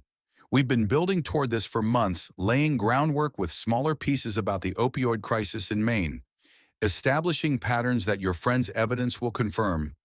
Brennan's expression hardened. And we've taken precautions. Multiple copies of everything, distributed to trusted colleagues at other publications. If anything happens to prevent publication, the story still breaks. Frank nodded, satisfied. Good, because people have already died to keep this quiet. More will follow if we fail. The bell above the door jingled, and both men looked up to see Vivian enter. She was wearing Frank's spare cap pulled low, her elegant coat exchanged for his weathered canvas jacket, a simple disguise that nevertheless altered her appearance enough to give pause to anyone working from a description. She took a seat at the counter, ordering coffee without glancing in their direction. Frank waited until the waitress retreated before signaling her to join them. "Ms. Reynolds," Brennan greeted as she slid into the booth beside Frank. "I've been hoping to meet you for a long time. Circumstances aren't ideal," Vivian replied, her voice low. "But necessary. I assume Frank has briefed you." The reporter nodded. "The outline, yes. But I need details, documents, timelines, names. Everything you have on CR-17 and Reynolds Foods cover-up?" Vivian reached into her pocket and removed the USB drive, but didn't immediately hand it over. "First, I need your assurance. This goes public immediately. No delays, no editorial review that takes weeks. People are dying every day. This information stays hidden." "You have my word," Brennan promised. "We're ready to move on. The groundwork is laid. 72 hours from receiving your evidence, the story breaks. Nationally." Vivian studied him, measuring his resolve. Finally, she placed the USB drive on the table between them. "Everything's here. Internal memos authorizing CR-17 despite test results showing addictive properties. Distribution maps targeting economically vulnerable communities. Financial records showing payments to regulatory officials. And evidence linking my husband's death to his discovery of all this." Brennan reached for the drive, but Frank placed his hand over it first. "One more thing. Your insurance policy, the copies you've distributed to colleagues. Who has them?" The reporter hesitated, then seemed to recognize the legitimacy of the question. "3 people. My editor at the Press Herald, a former professor at Columbia Journalism School, and an investigative reporter at the Boston Globe, someone with experience breaking stories about corporate corruption." Frank and Vivian exchanged glances. "The Globe," Frank repeated. "That's good. My son works at Boston General. If we need medical verification of the CR-17 effects, he might be able to help. The more institutional support we have, the harder this will be to bury." Brennan agreed. He took the drive, tucking it securely into an inner pocket of his jacket. "I should get started right away. The sooner we process this information, the sooner we can publish." "What about Reynolds Foods people watching the coffee shop?" Vivian asked. "Won't they be suspicious when you don't return?" "I sent an email from my laptop before leaving, said I was following a lead on another story. Wouldn't be back until morning. Should buy us some time." Brennan pulled out his wallet, extracting several bills to cover their coffee. "I'll head straight to our secure room at the Press Herald. We maintain it specifically for sensitive stories. No network connections. Limited access." Frank nodded approvingly. "Smart. When do you publish?" "First digital piece goes live Friday morning, 6 a.m., print edition Sunday." Brennan looked between them. "Where will you be? We should arrange secure contact methods for any follow-up questions." "Better you don't know," Frank replied. "If this blows back as hard as we expect, plausible deniability will be your best protection." The reporter accepted this with a grim nod. "Fair enough, but if you need anything..." He scribbled a number on a napkin. "Burner phone, paid cash, no connection to me or the paper. Good for the next 48 hours. As Brennan stood to leave, Vivian caught his wrist. "Be careful, Joseph. These people, they don't hesitate. They've already killed to protect this secret." "I understand the risk," he assured her. "But this is why I became a journalist. Stories like this, truths that need telling, no matter the cost." "Soyi," he glanced at Frank. "Take care of her. History's going to remember her as the woman who saved thousands of lives." After Brennan departed, Frank and Vivian remained at the booth, the weight of what they'd just set in motion settling between them. "It's done," Vivian said, exhaling slowly. "After 2 years of grief and guilt and fear, it's finally done." "Not quite," Frank cautioned. "The story still has to break, and we need to keep you alive until it does." He checked his watch. "It's nearly midnight. We should find somewhere to lay low for the next 48 hours. Somewhere they won't think to look." Vivian considered this. "I have a summer cabin on Sebago Lake. It's been closed for the season, but it's private, well-stocked with emergency supplies." Frank shook his head. "Too obvious. They'll check properties in your name." He thought for a moment. "I know a place, old hunting cabin belonging to a Navy buddy, about an hour north of here, deep in the woods. No electricity, no phone line, just a propane stove and a wood-burning fireplace. He won't mind us using it." "You're sure it's secure?" "It's not on any map, and the only road in is unmarked. Unless you know exactly where to turn, you drive right past it." Frank stood, leaving cash for their coffee. "We should move. The longer we stay in one place, the greater the risk." Outside, the temperature had dropped further, the night air crystalline and brittle with cold. Their breath formed clouds in the parking lot's harsh fluorescent lighting as they returned to the truck. Frank was reaching for the door handle when he froze, instinct suddenly screaming a warning. The parking lot had changed. A new vehicle had arrived while they were inside, parked at an angle that partially blocked their exit. A black SUV with tinted windows, its engine off but exhaust still curling from the tailpipe. "Get down," he hissed, pulling Vivian behind the truck as the SUV's door opened. A man emerged, tall, military-bearing, wearing a dark overcoat that didn't quite conceal the bulge of a shoulder holster. He scanned the parking lot methodically, hand resting near his concealed weapon. "That's Mike Grayson," Vivian whispered, her voice tight with fear. "Head of security for Reynolds Foods, former FBI counterintelligence. He was at my house the day before I fled, supposedly for a security consultation." Frank assessed their options rapidly. The truck was exposed. Trying to reach it would put them in Grayson's direct line of sight. The diner offered little protection, with its wide windows and limited exits. That left only one feasible direction, the dense woods behind the parking lot. "The tree," Frank murmured. "Move slowly. Stay low. When you reach the tree line, go deeper, at least 50 yards. Wait for me there." "What about you?" "I'll be right behind you. Need to create a distraction first." Vivian hesitated and then nodded. Understanding the necessity, she began moving toward the woods, using parked cars as cover, her dark clothing blending with the shadows. Frank waited until she was halfway to the tree line before making his move.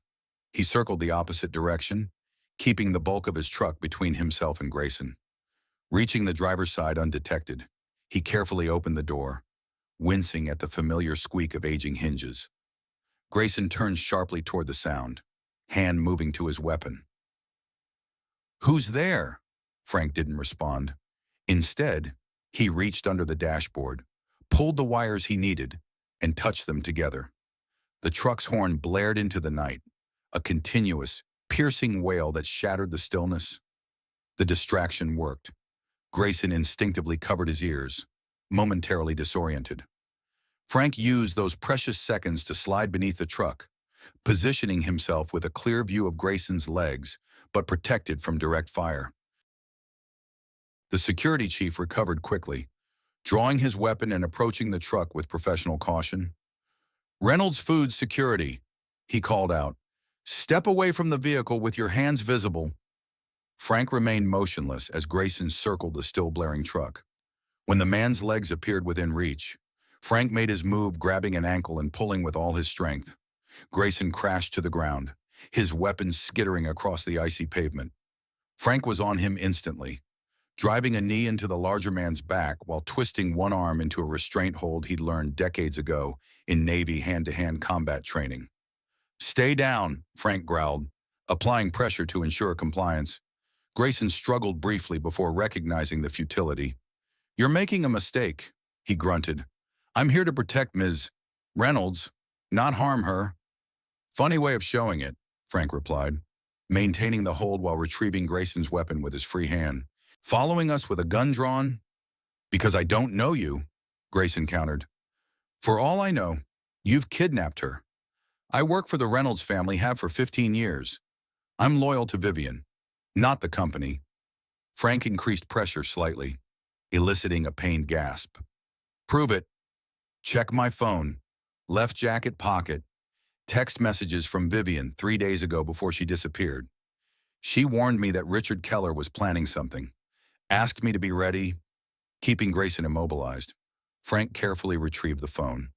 The screen was locked, but notifications were visible, including what appeared to be a message thread with VR showing previews of exactly what Grayson had described. Could be faked, Frank said, though his certainty was wavering. For God's sake, ask her yourself, Grayson insisted. She trusts me. I was Henry's friend before I was his head of security. I'm the one who sent her the flash drive with the initial evidence about CR-17. This new information gave Frank pause.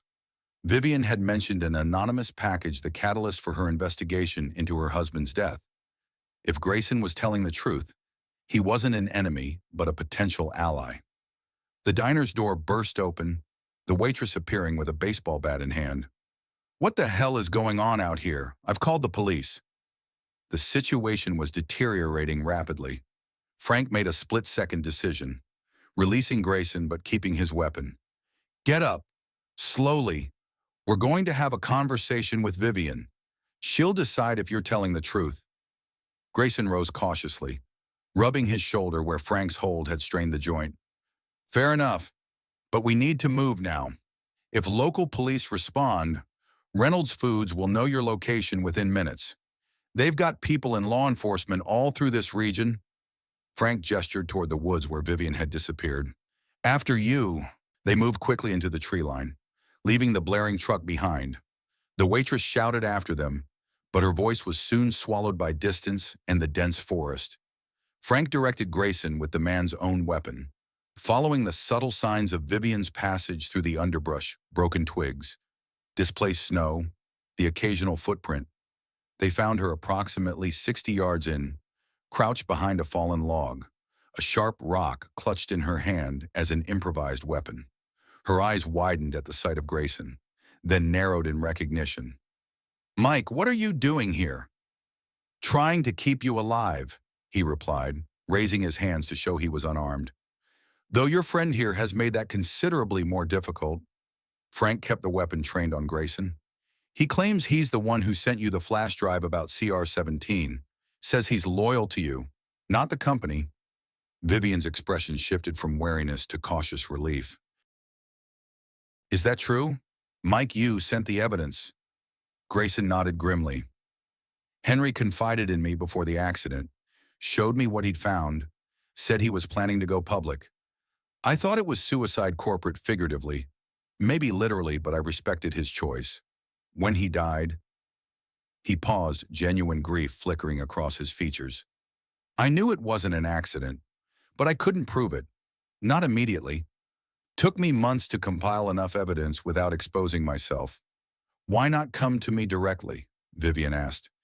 Because I didn't know who you trusted. Reynolds Foods had people everywhere, your driver, your housekeeper, even your personal assistant. Keller was methodical, placing his people in position long before making his move. Grayson's jaw tightened. I needed you to reach the conclusion independently, to be absolutely certain before acting.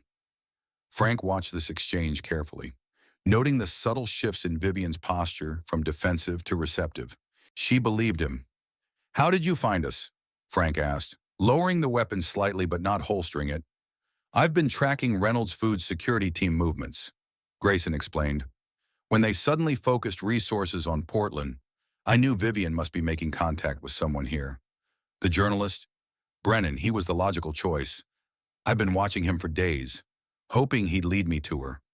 And he did, Frank concluded. You followed him from the coffee shop. Grayson nodded. At a distance. Wasn't sure if he was compromised or not. When he came here instead of returning to the Press Herald, I knew something had changed. Vivian stepped forward. Can we trust Brennan? Is he clean? As far as I can tell, he's been investigating food additives and addiction patterns for over a year. No suspicious contacts, no unexplained income. Grayson hesitated. But Keller's people are closing in. They've got surveillance on the Press Herald, Brennan's apartment, even his parents' home in Augusta. This news hit with the force of a physical blow. If Reynolds Foods was watching Brennan so closely, the evidence they just provided might never see publication. We gave him everything, Vivian said, voice hollow. All the files, all the proof. If they intercept him before he can publish, then we need a backup plan, Frank interrupted, his mind racing. You mentioned Boston, the Globe reporter, who has copies of Brennan's preliminary work. My son at Boston General who could verify the medical evidence? Grayson considered this. It could work, but we'd need to move fast, and we'd need the original files. Tell me you kept copies. Vivian's expression fell. No, I gave Brennan the only copy I had. Not the only copy, Frank corrected, surprising both of them. I made a duplicate while you were sleeping at the garage. Old habits from the Navy always have redundancy for critical intelligence. He patted his jacket pocket, where a second USB drive rested securely. Wasn't sure we could trust Brennan completely. Figured having insurance couldn't hurt. Relief washed over Vivian's face, followed quickly by determination. Then we go to Boston. Tonight. Not in your truck, Grayson cautioned. It's likely compromised now. The waitress called police. They'll have the description and plate number within minutes. Frank finally holstered Grayson's weapon, returning it to the security chief with a nod of newfound respect. What do you suggest? I have a vehicle hidden about half a mile from here. Clean registration, no connection to Reynolds Foods or my personal accounts. We can use that to reach Boston. Grayson checked his watch. If we leave now, we can be there before dawn. The decision crystallized with surprising clarity. Frank had spent decades avoiding risk, retreating into the comfortable isolation of his garage after Elizabeth's death. But standing here in the freezing woods, hunted by powerful forces for trying to expose a truth that could save countless lives, he felt more alive than he had in years. Lead the way, he told Grayson. But know this: if you're playing us, if this is some elaborate trap, I won't hesitate to finish what I started back in that parking lot. Grayson's expression remained impassive, but a glint of something like approval flickered in his eyes. Understood, Chief. I'd expect nothing less. The journey to Boston unfolded with tense efficiency. Grayson's vehicle, a nondescript gray sedan with Massachusetts plates, was indeed hidden where he claimed, concealed beneath camouflage netting in a clearing accessible only by a narrow footpath. As they drove south through the night, each person maintained a vigilant watch, Frank monitoring the road behind them for pursuit, Vivian scanning frequencies on a military-grade radio scanner Grayson had provided, while the security chief himself navigated with the precision of someone accustomed to evasive driving. They avoided major highways, instead following a complex route of county roads and forgotten state routes that added miles but minimized their exposure to traffic cameras and police checkpoints. Conversation was minimal, limited to operational necessities and brief strategy discussions for their arrival in Boston. It was approaching 4 a.m. when the city's skyline appeared on the horizon, a glittering constellation against the pre-dawn darkness. Grayson guided the sedan toward Boston's western suburbs, eventually pulling into the parking garage of an anonymous mid-range hotel in Cambridge. We'll rest here briefly, he announced, killing the engine. I have a room reserved under an alias. We can clean up, change clothes, and formulate our next steps. The hotel suite was basic but clean, with 2 bedrooms and a small sitting area. Grayson performed a thorough sweep for surveillance devices before allowing them to fully relax. Clear, he confirmed, returning his electronic countermeasures equipment to a compact case. We should be secure for a few hours at least. Frank sank into an armchair, the accumulated fatigue of the past 36 hours suddenly crashing over him. His back ached from the confrontation with Grayson, and the familiar pain in his joints had intensified with the stress and cold. but there was no time for weakness. "We need to contact Marcus," he said, straightening. "He's our best chance at corroborating the medical evidence if Brennan's path is compromised." Vivian nodded, though concern creased her brow. "Is he trustworthy? Will he believe this?" "He's my son," Frank replied simply, "and he's a doctor. Evidence speaks for itself." Grayson retrieved a secure satellite phone from his bag. "Use this. Untraceable encryption that would make the NSA weep, but keep it brief, under 2 minutes if possible." Frank dialed Marcus's personal number from memory, heart pounding as the connection went through. It rang 4 times before his son's groggy voice answered. "Hello, Marcus. It's Dad. Don't speak. Just listen." Frank kept his tone measured despite the urgency. "I need to see you. Today. It's about Elizabeth's research, the cancer clusters she was tracking before she got sick. I think she was right, and I think I know why." A pause, and then Marcus replied, fully alert now. "Where are you?" "Cambridge. Can you meet me somewhere public but quiet?" Another pause. "The botanical garden at Harvard. There's a greenhouse section that's usually empty this time of year. 1 hour." "I'll be there." Frank hesitated, then added, "Come alone." And Marcus, "Thank you."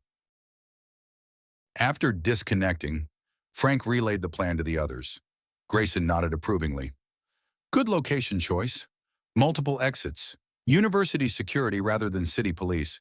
Lots of students making surveillance more difficult." "I should go alone," Frank insisted. "Marcus doesn't know either of you. Too many strangers might spook him." "Absolutely not," Vivian countered firmly. "We stay together. Safety in numbers." "Compromise," Grayson suggested. "Frank makes initial contact alone. We observe from a distance, ready to intervene if necessary.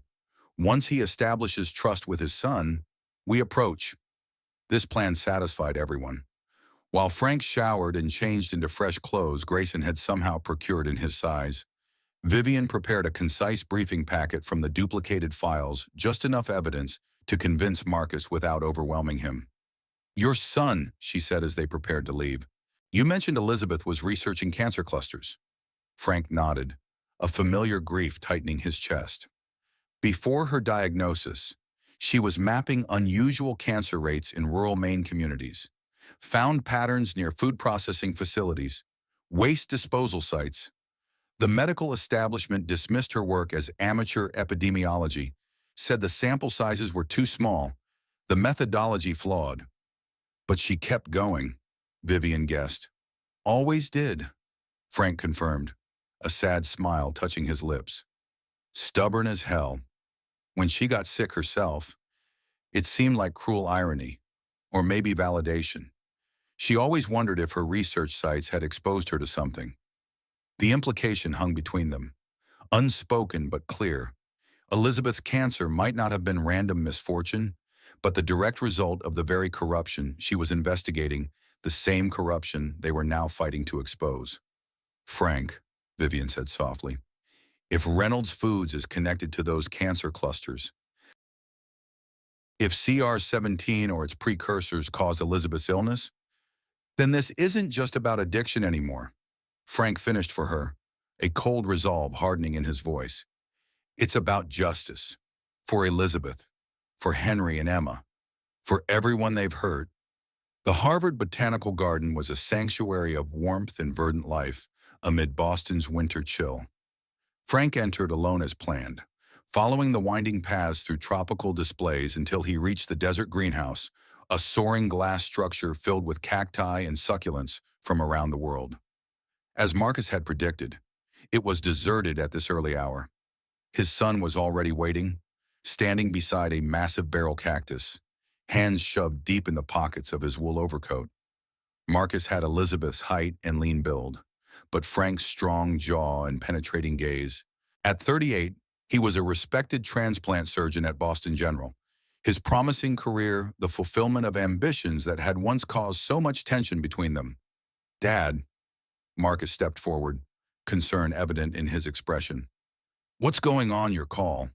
Then that text about bringing Elizabeth's research drive. Are you in some kind of trouble? Frank embraced his son briefly, an unusual gesture that underscored the gravity of the situation. Not the kind you're thinking, but yes, serious trouble. He glanced around, confirming they were alone. Did you bring the drive? Marcus patted his coat pocket. Right here. Haven't looked at it yet. Figured you'd explain first. I will, but there are others involved. Frank turned toward the entrance, giving a subtle signal. People who can explain better than I can.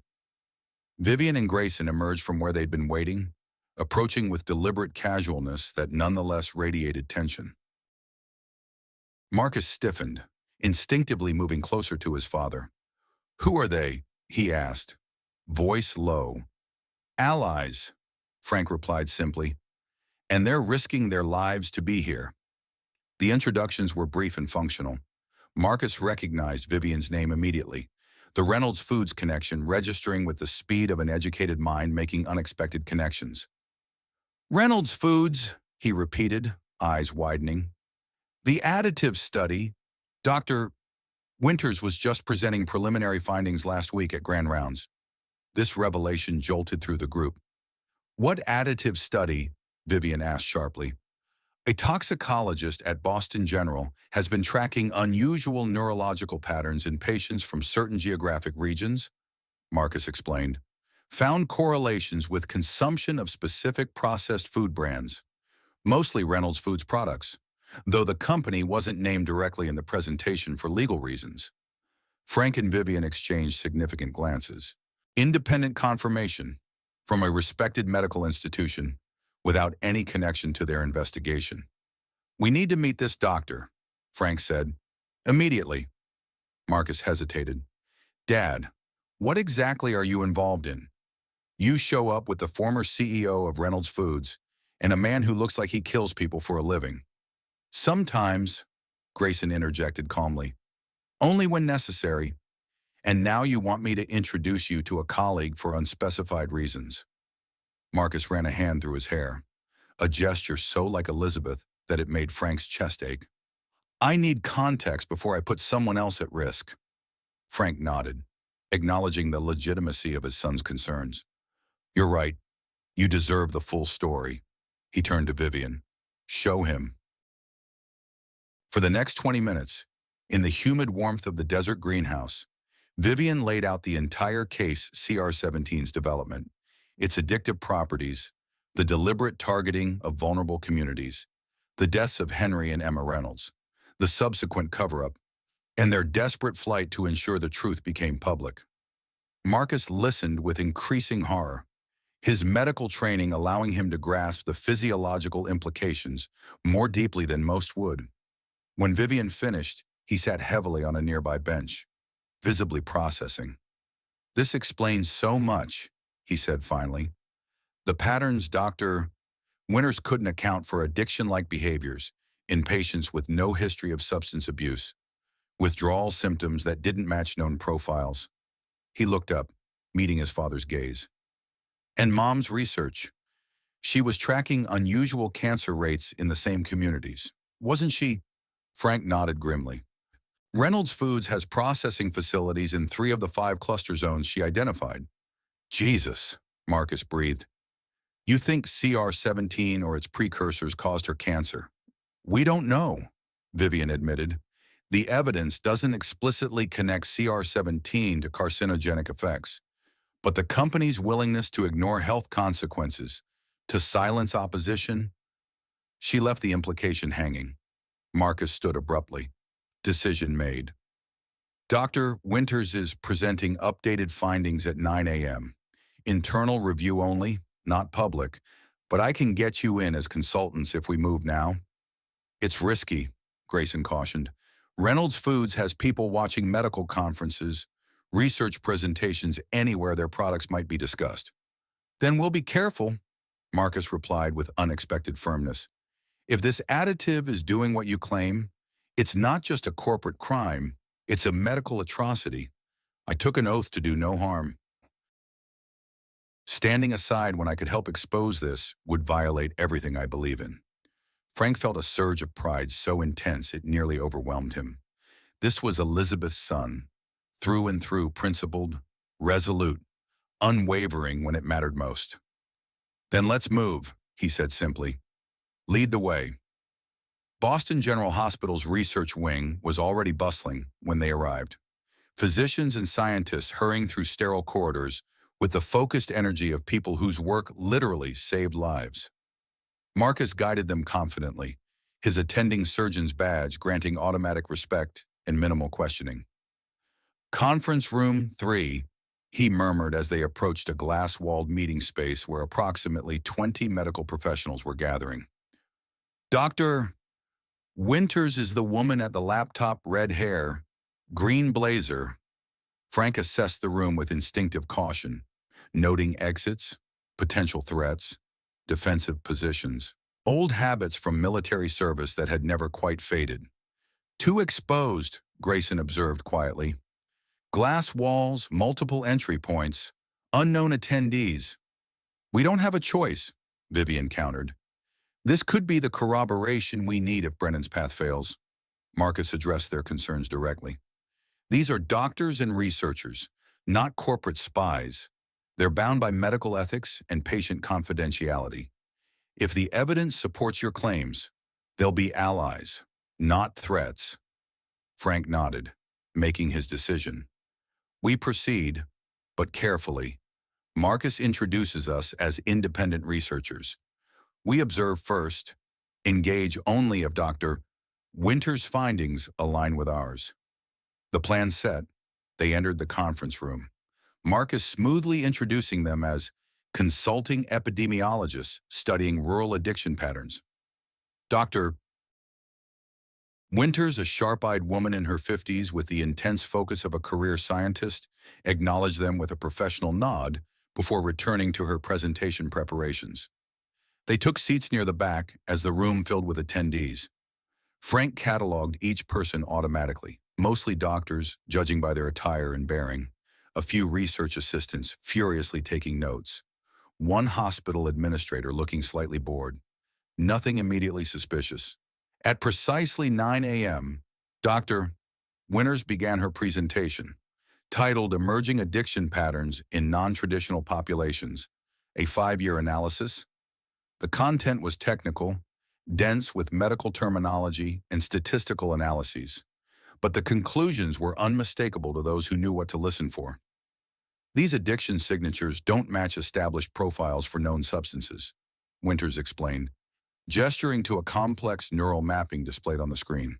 "Yet they present consistently across diverse patient groups with no common factors except geographic location and dietary patterns." She clicked to the next slide, a map of New England, with colored hotspots indicating prevalence rates. Frank felt a chill of recognition. The pattern matched Elizabeth's cancer cluster map almost exactly.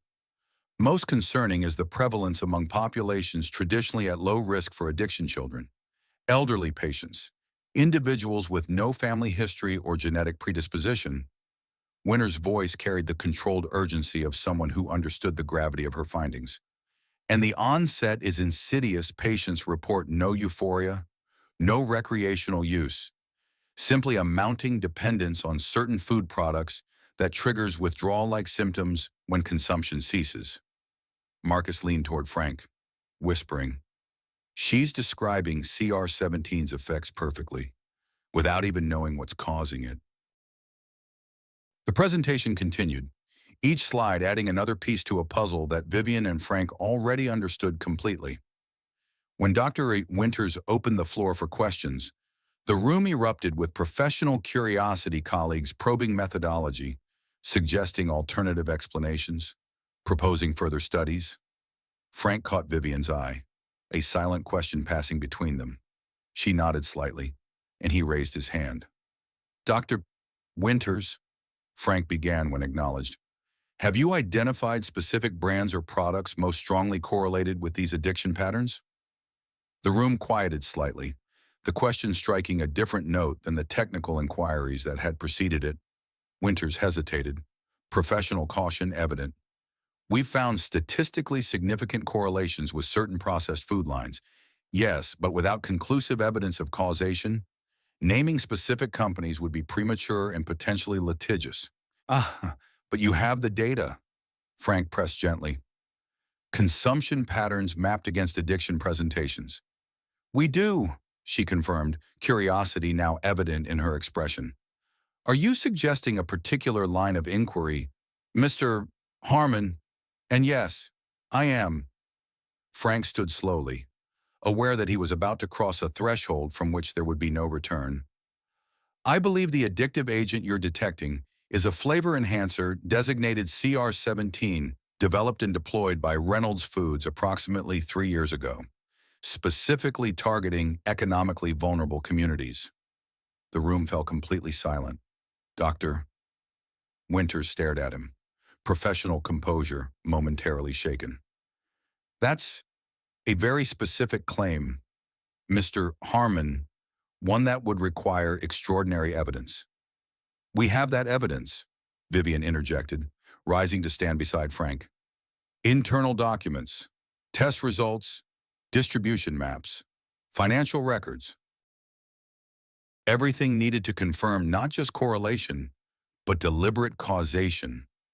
Murmurs rippled through the assembled medical professionals. Surprise, skepticism, concern. Dr. Winters studied them both, her scientific mind visibly reassessing the situation. Perhaps we should continue this discussion privately, she suggested, glancing meaningfully at the glass walls and open door. Before anyone could respond, Marcus's phone chimed with an incoming text. He checked it, his expression instantly transforming from engagement to alarm.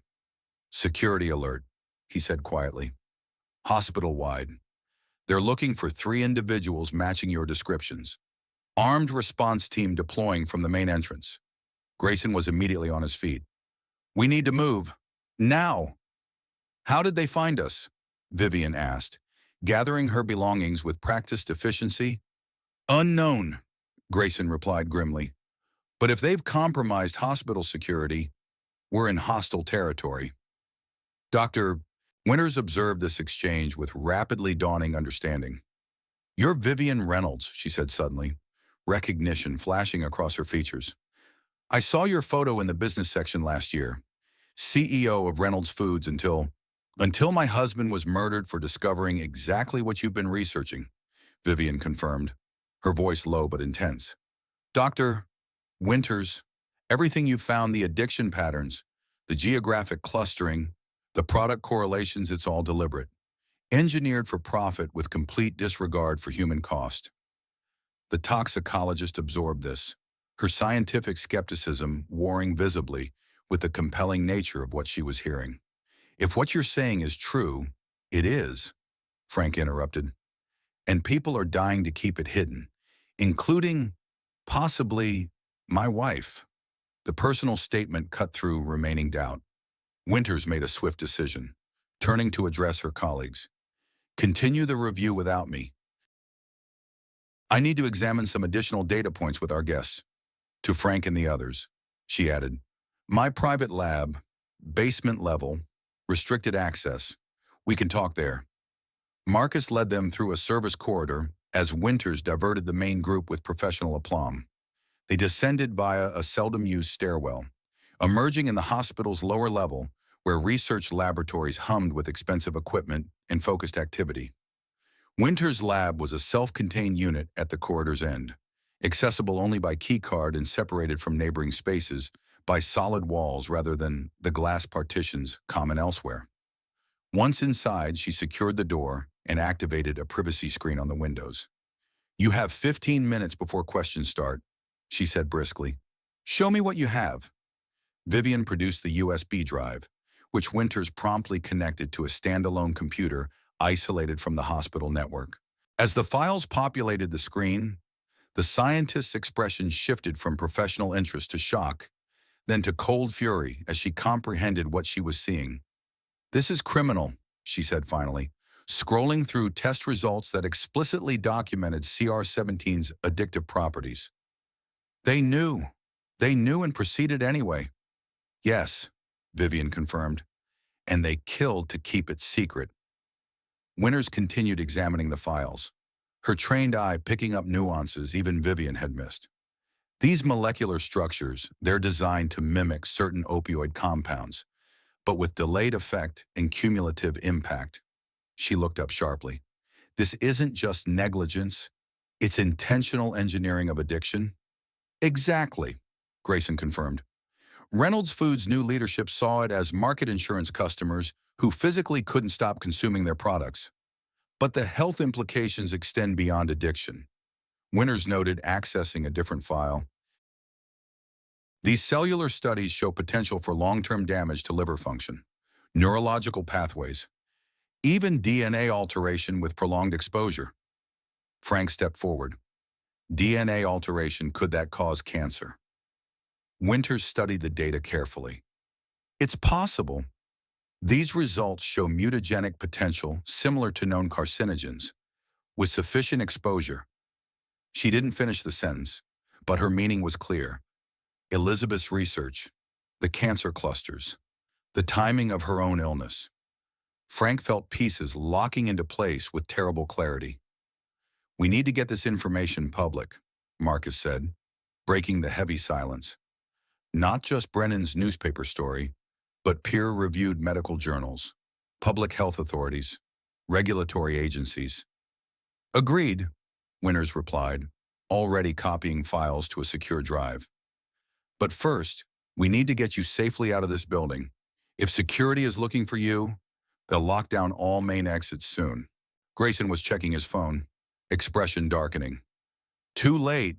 Main entrances are already secured. They're implementing a safety protocol, searching floor by floor, starting from the top. How much time do we have? Frank asked. 20 minutes, maybe less. Winters moved to a storage cabinet, retrieving an electronic key card. Service tunnel, connects to the parking structure and the medical school across the street. Maintenance and emergency evacuation only. She handed the card to Marcus. Your attending credentials should override any lockdown protocols. As they prepared to leave, Frank turned to Winters. What will you do with this information? The scientist's expression hardened with professional resolve.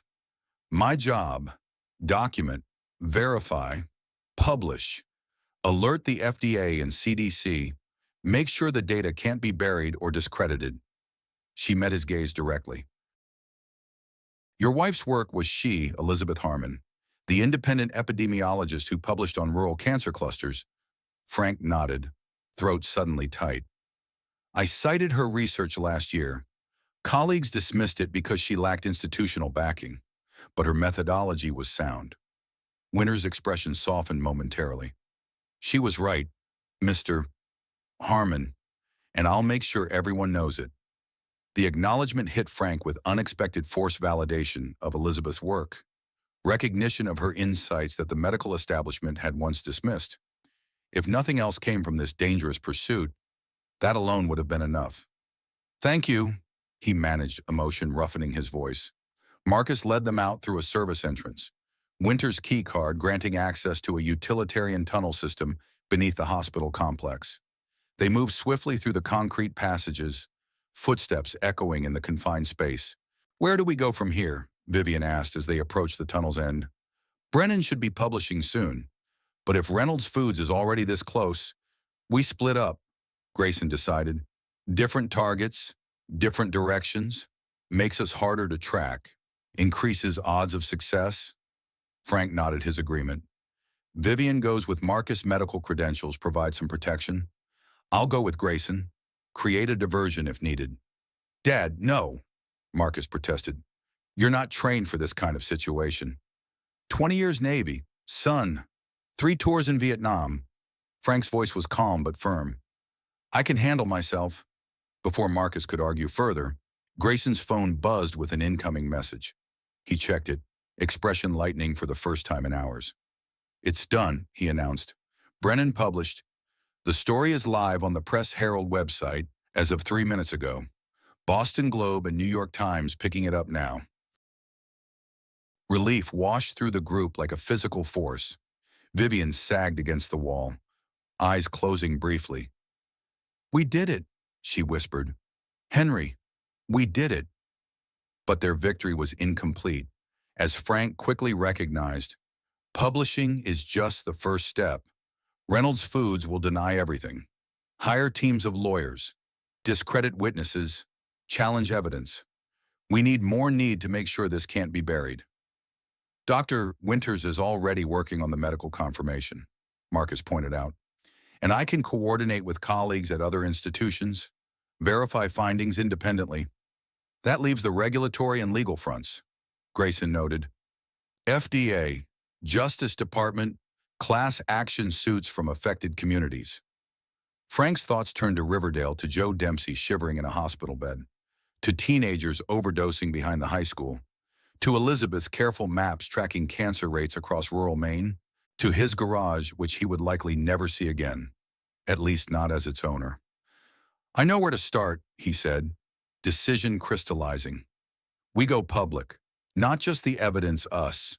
Vivian Reynolds, former CEO, and Michael Grayson, former head of security, testifying openly about what they know. Put faces to the accusations. Make it harder to dismiss as conspiracy theory.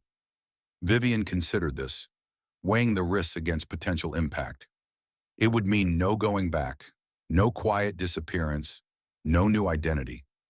There's no going back anyway, Frank replied simply. Not after what we've learned, not after what they've done. As they emerged from the tunnel into the medical school's basement, sunlight filtering through distant windows, a sense of purpose unified them. The battle wasn't over in many ways. It was just beginning, but the truth was out, expanding beyond their control. Impossible now to contain or suppress completely. Marcus checked his phone, scrolling rapidly. Brennan's story is trending. Major networks picking it up. Reynolds Food stock is already dropping in pre-market trading. He looked up, meeting his father's gaze with newfound respect. You really did it. We did it, Frank corrected, including everyone present in the acknowledgement. And we'll keep doing it until justice is served. For Henry and Emma, for Elizabeth, for Joe Dempsey and every other victim who didn't know why they were suffering. As they prepared to separate Frank and Grayson, heading for a National News Bureau's Boston office, Vivian and Marcus to coordinate with medical authorities, Frank found himself experiencing something he had almost forgotten: hope. Not the desperate hope of a drowning man clutching at straws, but the steady, resolute hope of someone who had found purpose again after years adrift. Whatever happened next, whether they succeeded completely or only partially, whether they faced legal challenges or physical threats, Frank Harmon had rediscovered what Elizabeth had always known, that one person standing firmly for truth could change the world, even if only a small corner of it. That fighting for what was right mattered, regardless of outcome. And that was enough, more than enough to justify every risk, every sacrifice, every moment of fear and doubt that had brought them to this point. As he stepped into the sunlight, Frank thought of his garage in Riverdale, Anchor Auto, named in a moment of poetic sentiment when he'd first returned from the Navy. For 40 years, it had been his anchor, keeping him moored in one place while the world moved around him. Now, finally, he had raised that anchor and set sail into uncertain waters. And despite everything, the danger, the loss, the pain, he couldn't remember feeling more alive. Flames burn differently when they're fueled by justice. The sunlight catches on Frank Harmon's weathered hands as he places the small bouquet of wildflowers beside Elizabeth's headstone. Not the expensive kind from florists, but the stubborn meadow blooms. She always preferred the ones that force their way through concrete and find light where none should exist. They said he was too old to matter, a dying mechanic in a dying town, living out quiet days in the shadow of his grief. They never saw what those calloused hands had held: the weight of Navy dog tags, a son's reluctant goodbye, a wife's final breath, and ultimately the truth that saved thousands. The Riverdale Medical Center stands where his garage once did, treating those still recovering from addiction engineered in corporate boardrooms. Marcus runs it now, healing the town that once seemed beyond saving. As for Vivian and Frank, some partnerships forged in fire never cool, even when the danger passes. Some bonds need no explanation. In the distance, a semi-truck rumbles through town, carrying goods from companies now bound by new regulations, bearing Elizabeth's name. Frank watches it pass, his expression peaceful. Sometimes the most revolutionary act is simply refusing to stay silent when the world expects you to break down. What would you risk to protect a truth worth dying for?